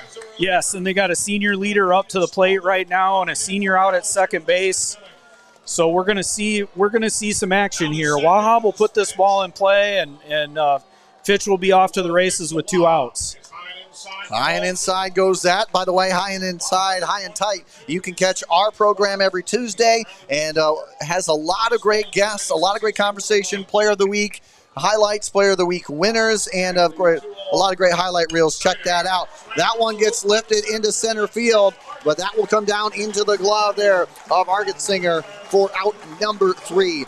But now before a couple more hits produce a lead here for the Crusaders, they are now in favor here 4-2, and they have that lead as we head in to the do or die 7th. And when we come back, we'll get a chance to give you all that and more. And for the Harlan Cyclones, it's the top of their lineup to look to try and tie it or win it when we return.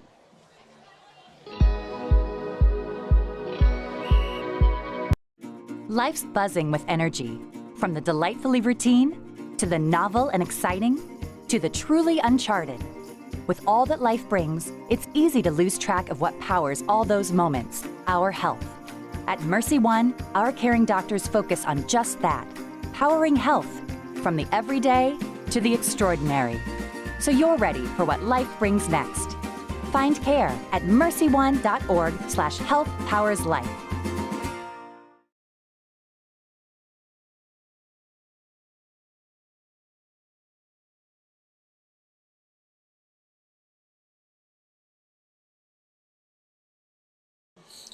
All right, ladies and gentlemen, welcome back. And as you can see right there, it's a familiar number. Lefevre still out on the mound. You mentioned it, Chad. Not going with the reliever here, but you have the top of the lineup coming up here for Harlan. What's the thought process behind this? Well, you got to go to you got to dance with who you went to the dance with, right?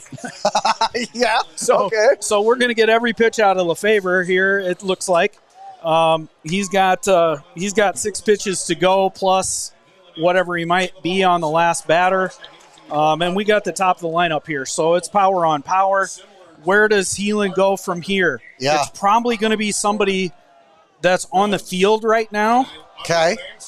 Because there's nobody up in the bullpen. Okay. I would say it's probably going to be Ethan Erickson is where we're going to end up. To get the save, yeah. Yeah. The 2-0 sends it too far outside. How much of a leash do you have here? You're already at 3-0 here. I know that this is your horse. Yep. But how far do you go? With the 2-run lead, you got a little bit of a cushion. And he was 4 pitches, 4 straight, and now puts a runner on.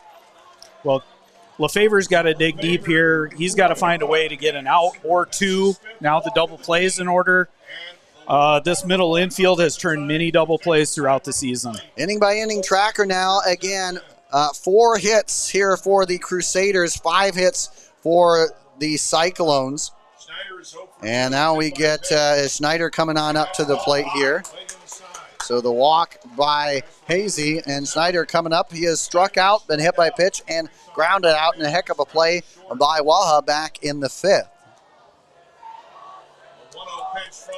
The 1-0 delivery. And he has now thrown 5 straight balls here. Chad is this will be Lefevre. This will be Lefevre's last batter. He's at his pitch limit, so Lefevre's gotta find a way to find the strike zone here, and he doesn't.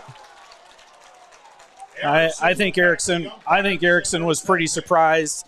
He knows how far that zone was out on the outside corner last inning, and Lefevre did not get that call when he maybe should have. So 3-0. And now the delivery. That one's sailing outside, back-to-back 4-pitch walks. Has Harlan in business, and now Osborne coming out. Now there is nobody out. That's the troubling. That's the troubling part. If you are Heelan right now, you have walked the first 2 runners, and this is the heart of the lineup here. You get Soma coming on up with 2 runners on. He can do some damage. We already saw what happened. Back-to-back walks allowed here for Harlan. So as we have Lefevre stepping away, it still is worth noting 8 strikeouts on the game for him. He has done his best work. He has allowed 5 hits, 2 runs, and no errors so far through this game. So all of them earned. In the end, here we have it, a 4-2 ball game. Yep, and Lefevre is still responsible for the 2 runners that are on right now. We'll see how the Crusaders move defensively here, and it looks like Von Drager has been removed. And he did come in as the DH. Yes, the possibility here. Yeah. So does look like Erickson might be on the mound. We'll have Lefevre. Ethan Erickson's going to pitch. Lefevre will be at first, and looks like So as you can see there, we have a 5-4 hit total right now. And it looks like Austin Larson in left. Larson in left. So again, as this game was so far throughout the entirety of it, Heelan has had 2 leads up to this point, but they have never led in the hit column. 5 hits so far for the Cyclones, 4 hits for the Crusaders.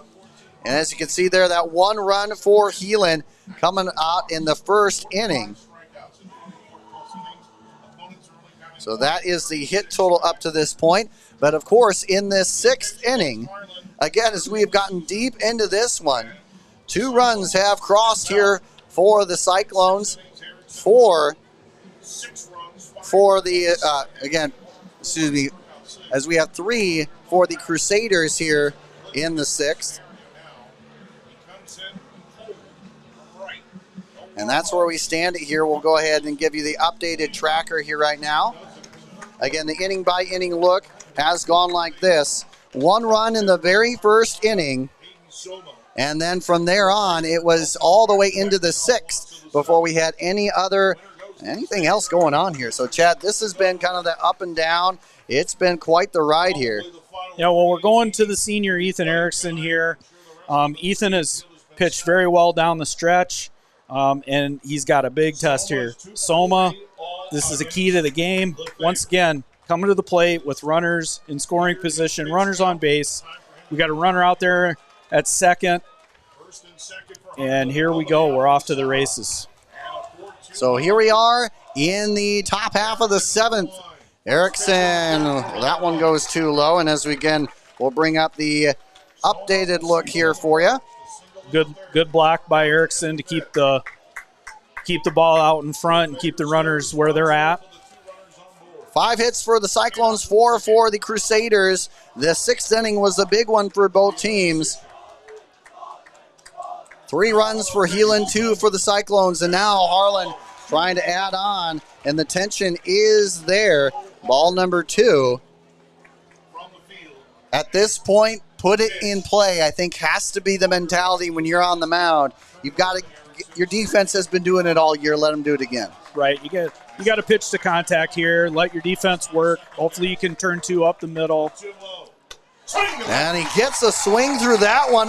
That was a challenge right there. That was. Ethan Erickson has a lot behind him. That's my fastball is going to beat you. Yeah. And it did that time. I don't know how many times you can go to that well with Soma, though. Yes, Soma is the man. He has already had 2 hits in this ball game, 2 for 3 on the day.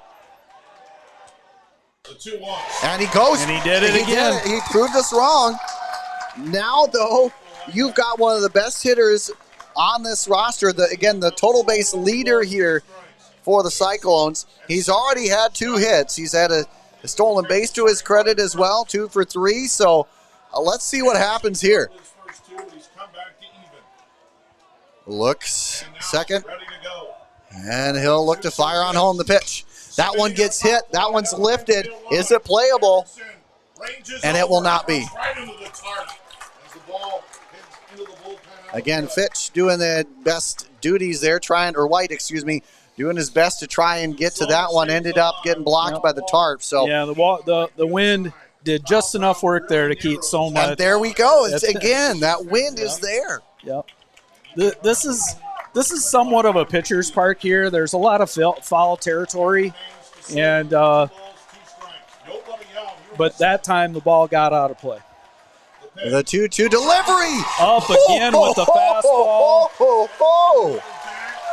That was a huge strikeout right there by Ethan Erickson. Woo. I got to tell you, that was, again, I'm going to beat you. I don't care what you're doing. That's the 2nd strikeout of the game here for Soma. That was power on power right there. Oh, I got chills from that, Chad. I have chills. So now with 1 down, a big out at that. We move now as we continue on with Cade Nelson. He is 1 for 3, singled back in the first, and then from there, a strikeout and a ground out. But he does have 2 runners on and a chance. Heelan's changing up the defensive calls here. They've They've got a lot of various defenses. They'll pay attention to see if the runner is looking in at the signs and making sure they change things up and get everybody on the same page. Now here's Erickson again. Quick as a cat back there. I got to say, the Erickson to Erickson combo I love, but I do really appreciate the gravity. And if you're a Heelan fan, this is in particular, the guy behind the dish has stopped a lot. He has been perfection to this point, and he's also added in a couple runs. That one challenged him up high. And what if you're Coach Snyder, do you sit there and start yelling at him, don't swing at that? Well, you know, a few of those are in the zone. You know, they're right at the top of the zone. I get it. And you know, you get a four-seamer up there, it looks nice and big. It looks big like a watermelon coming down. That one, though, goes too low, and we move it up to 2-1. It hasn't been successful throughout this game. Those high, up and away, that's been the strategy from Lefevre, and now here to Erickson. That's been the strategy, but it hasn't been successful as much for Harlan. Right. Yeah, that up and away pitch is... That one right on the plate. And they're going to make a play over there to first. Ball. That's a fair ball. And now I kind of wonder here, can you go to the other bases, get a tag out there? Is there something in play? No. So basically what happened there, and I had a good view of it, the batter hit the ball, ball hit home plate, and rolled in front of home plate. Yeah. The home plate is fair. Yeah, okay? Even if it dies on home plate. Right. It still needs... Right. And that's what the home plate umpire made that call immediately. He was pointing fair immediately. You know, Coach not necessarily loving that. You can tell he's a little bit perturbed. In the end, his team is now 1 out away from being eliminated. Nelson did not run. So the trade-off, though, is that we have runners on second and third. There's a chance, right? There is a chance. Reynolds, with his most important bat of the game right now, has 2 down, but there is an opportunity. Right. There's an opportunity here. Erickson's got to maintain his composure. Okay. The tying run's at second base with 2 outs. So you know that Harlan is going to be running on contact. Okay. Yep. And they're going to do everything that they can to get that guy home at second. But on the other side of it too. And here is the man of the night, Jonas Reynolds. Yeah. Okay. Throws a 1-hitter, comes to the plate with 2 outs, down by 2, runners on second and third. He could play hero here. This could be his calling card. This could be his game here. This is his opportunity. And that one, there a slow lobber out there to second. And the game throw, and that got him! And there it is. That got him! The Crusaders get it done. The Summer Crusaders, the Crusaders of Summer, have now punched their ticket. Ladies and gentlemen, back-to-back seasons, the Crusaders of Summer have made it to the state tournament. They have won it over Harlan 4-2. What a game! Heelan has now improved their overall record. They continue to roll along their season, not over by any stretch of the imagination. And of course, the Crusaders move to 29-10 on the season. Meanwhile, for the 15th ranked Harlan Cyclones, they watch their season come to a bitter end. 25-12 for their overall record. One thing's for sure, though, Chad. This Cyclone squad is a state tournament worthy team. Yeah, without a doubt. They played their hearts out tonight. They had good pitching, good defense. They had some timely hitting. Just not enough of all of it. Heelan was just a little bit better tonight. Heelan showed up late in the game, right? Yep. And did a job. And so hats off to the Crusaders. Harlan, hey, made a great run. Yeah, they have a lot to be proud of. This was a state tournament type of game. It always is a shame. You'll get great teams coming in the Substate final, but man, I wish both of these teams had a chance to get back. In the end, it is the Crusaders Bishop Heelan, they are back at it. Coach Osborne, in his final season, gets another trip to the state tournament. And with that, ladies and gentlemen, we're going to take a quick break, and we will be back here in just a bit. We'll go ahead and recap, give you our plays of the game, player of the game, and more. For right now, as the banner is given up, as you can see, another trip, the 21st trip to the state tournament for the Bishop Heelan Crusaders, as they get to now wave this one around proudly. And we'll be right back to give you our post-game wrap-up after this. Life's buzzing with energy.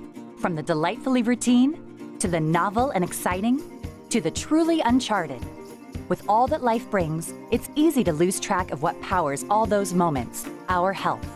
At Mercy One, our caring doctors focus on just that, powering health, from the everyday to the extraordinary. So you're ready for what life brings next. Find care at mercyone.org/health-powers-life.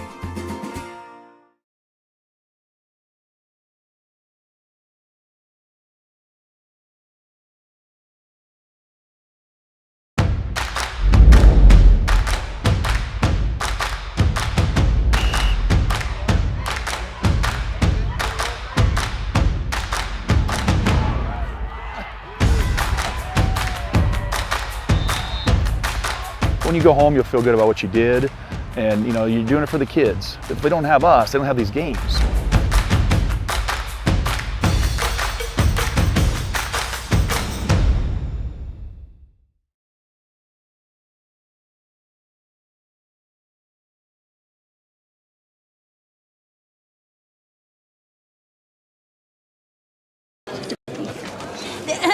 Frank, when you think fairway, you think fresh. Is that the winning culture you've tried to create? Penelope Pineapple, what an unbelievable produce performance. How does your team stay so fresh? Sun-kissed orange. Is it true Fairway has offered the freshest produce in town since 1938? What can we say? Our produce is so fresh, we're speechless.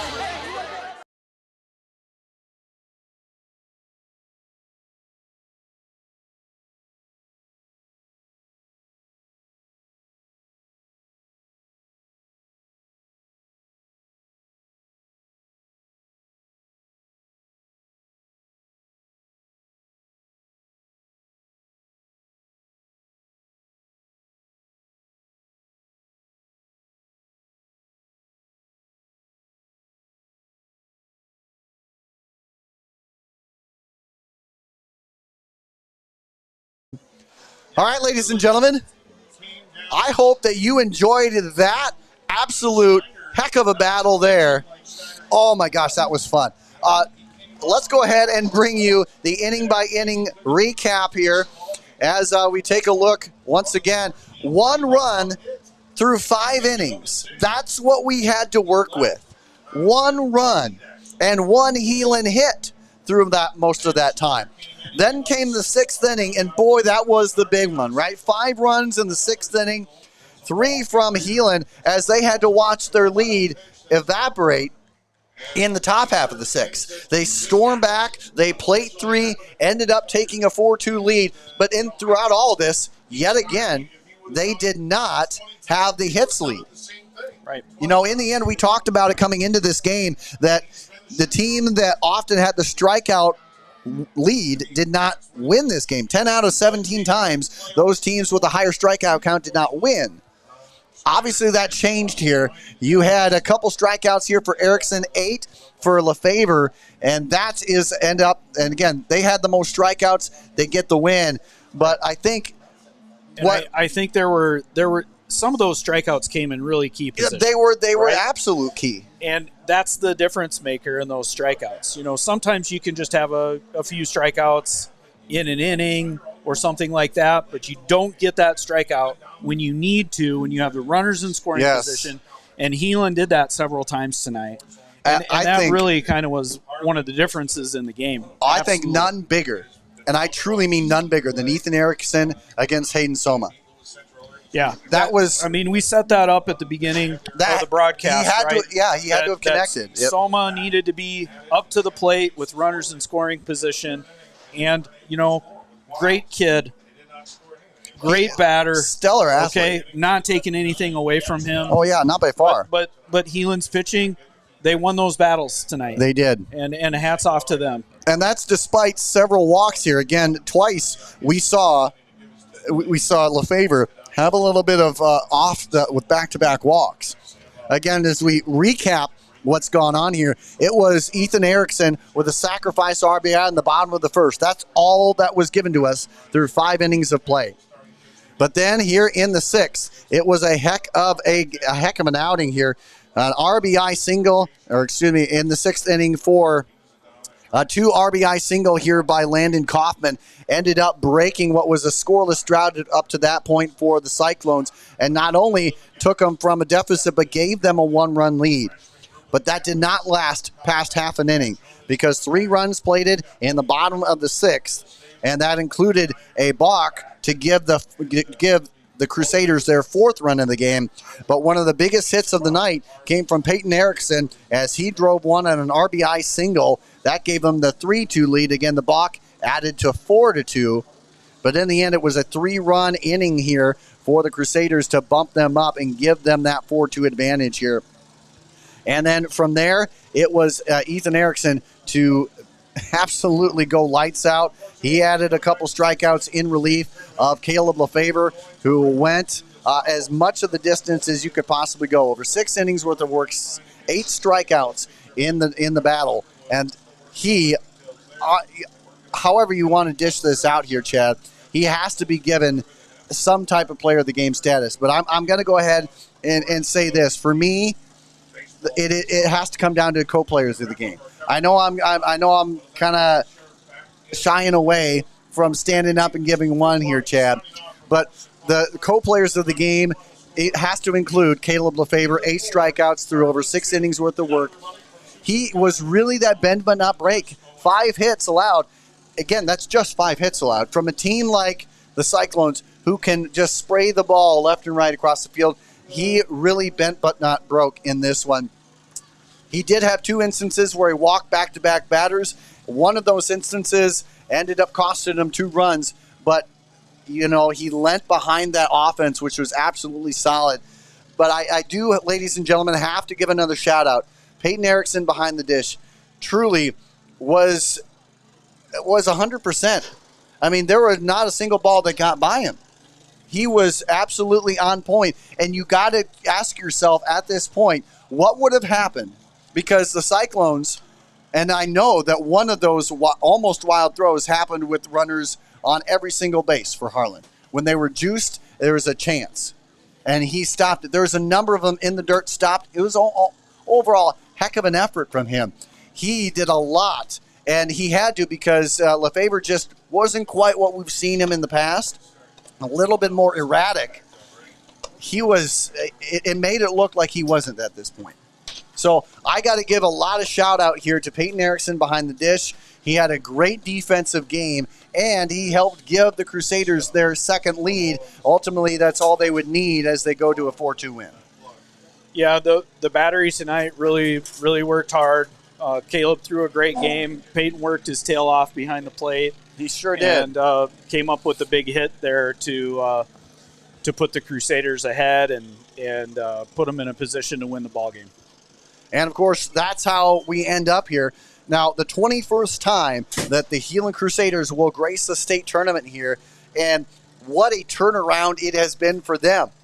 Because this was a team that lost 7 starters from their offense a year prior. It is almost unprecedented to get that kind of return back when you lose that kind of firepower from the year prior. And I don't know about you, Chad. I haven't seen that very often. I have not seen teams. I've seen Johnston do it once. I've even saw Pleasant Valley have a good season the next year after they won. We saw it happen with the Bobcats of Western Dubuque. They ended up going back-to-back. So there was that. But the amount of loss that you got from this Heelan squad from last year, there wasn't a lot of people that were thinking that they'd be back here this year, and yet they are. Yeah, you got to hand it to the kids because they lost 7 seniors, 6 of whom were longtime starters. 4 of them went on to play college baseball this season. And so it was a lot of bats and a lot of arms to replace. And Heelan managed to do that. And they've been a good ensemble cast all year long. They've had different guys come up big at different points in time. And just the hats are off and to Heelan. And Harlan played a great game. Came up a little bit short this year, but I'm sure they'll make another run at it soon enough. And boy, this game had given us everything. Again, so much fun. And as you can see there, that's how it ends up. That's how we get through. And we end up with a 4-2 game. As you can see, it was all basically at the end of it, 5 runs in the 6th. And that's what get us there. But for right now, ladies and gentlemen, a little recap of who we'll be seeing at State in the 3A, 4A scene. I'm going to cut out. Yep. I've got to go and you get some pictures taken. There you go. Enjoy this moment Chad, with my it. son. So thank you very much for having me on. Thanks for everybody for tuning in. And this was a lot of fun tonight. I hope we get a chance to do it again once a year. It's always a good time. Right, exactly. All right, Andrew. Absolutely love it. You take care. We'll see you thanks again. soon. Yes. Thanks a lot. And again, thanks to Chad for helping to give us that color commentary today. As we wrap things up, again, we take a look at the 3A, 4A state field here. The Bettendorf Bulldogs, they get back to it. They've had a couple of hard seasons as of late, but they are now into the state tournament, 4-3 over Hempstead. Boone over Humboldt, 3-2. Carlisle has gone every other year now. 2 years ago was the last time they graced the state tournament. They're back here, 11-5 over North Polk. City High will also be headed to the state tournament, a win over Indianola 1-0 in a rematch of the state tournament opener a few years ago at Dwayne Banks Field in Iowa City. Johnston 5-2 over Valley. They are once again back at it in the state tournament, and you got to think it could be potential for more for Michael Barta's final season as the head coach here for the Johnston Dragons. More scores, including Iowa City Liberty, their 3rd trip to the state tournament as they win 6-5 over Linn-Mar. Waller Catholic Golden Eagles, they were absolutely stellar. Win number 3 over Western Dubuque puts them into the state tournament, and they will be heading to Sioux City coming on up. Sergeant Bluff Luton, they will also be heading to the state tournament as well. 2-0 win over MOC Floyd Valley. Meanwhile, top 3 ranked in 3A Assumption downs Mount Vernon and ends the Mustang strong Cinderella run of a year. And in the end, the Knights will grace the state tournament. Last time they did, they made the state title game. So we'll see what happens from there. On other news, Waukee Northwest over Southeast Polk 2-1. Pella once again goes ahead and takes a big win. They down Clear Creek Amana 5-2. Cedar Rapids Prairie is once again back in the state tournament. They take down Cedar Falls 11-4. And a shootout in Sadell. The Eagles and their Cinderella type of a season, they capture the win over Benton 2-1. Meanwhile, Sioux City East will also make it the second Sioux City team into the state tournament. They win 5-1 over Lewis Central. Waukee down Cedar Rapids Kennedy 7-6. And of course, as you just heard right here, 4-2, the Crusaders take down Harlan as they will be in the tournament. Hey, make sure to check out all that's going on social media. And of course, across, we have all types of things there for you, including what is the bracket look like? Well, how's it going to shake down and more? We've got all the highlights, and we'll have more highlights from this game across social media. Make sure to stay tuned right here on the IA Baseball, IA Sports Network. But I want to say, before I officially kick things off, this will be the final broadcast for myself of the 2025 season, as we will just go for, we'll have other coverage from the state tournament here for you, but no broadcast coverage for you. Again, hopefully that changes as we go into the next year. But for now, I want to say thank you to everybody And I truly mean everybody. All the comments, everything and more. Thanks for tuning in and making this part of your day, at least twice a week, every week. This was as fun of a season as I can remember, and this has been a 2025 campaign that I already will not forget. But as we wrap things up, I do want to say thanks again for tuning in, and until we see each other next time, ladies and gentlemen, stay safe on the base pass. Thanks again and take care.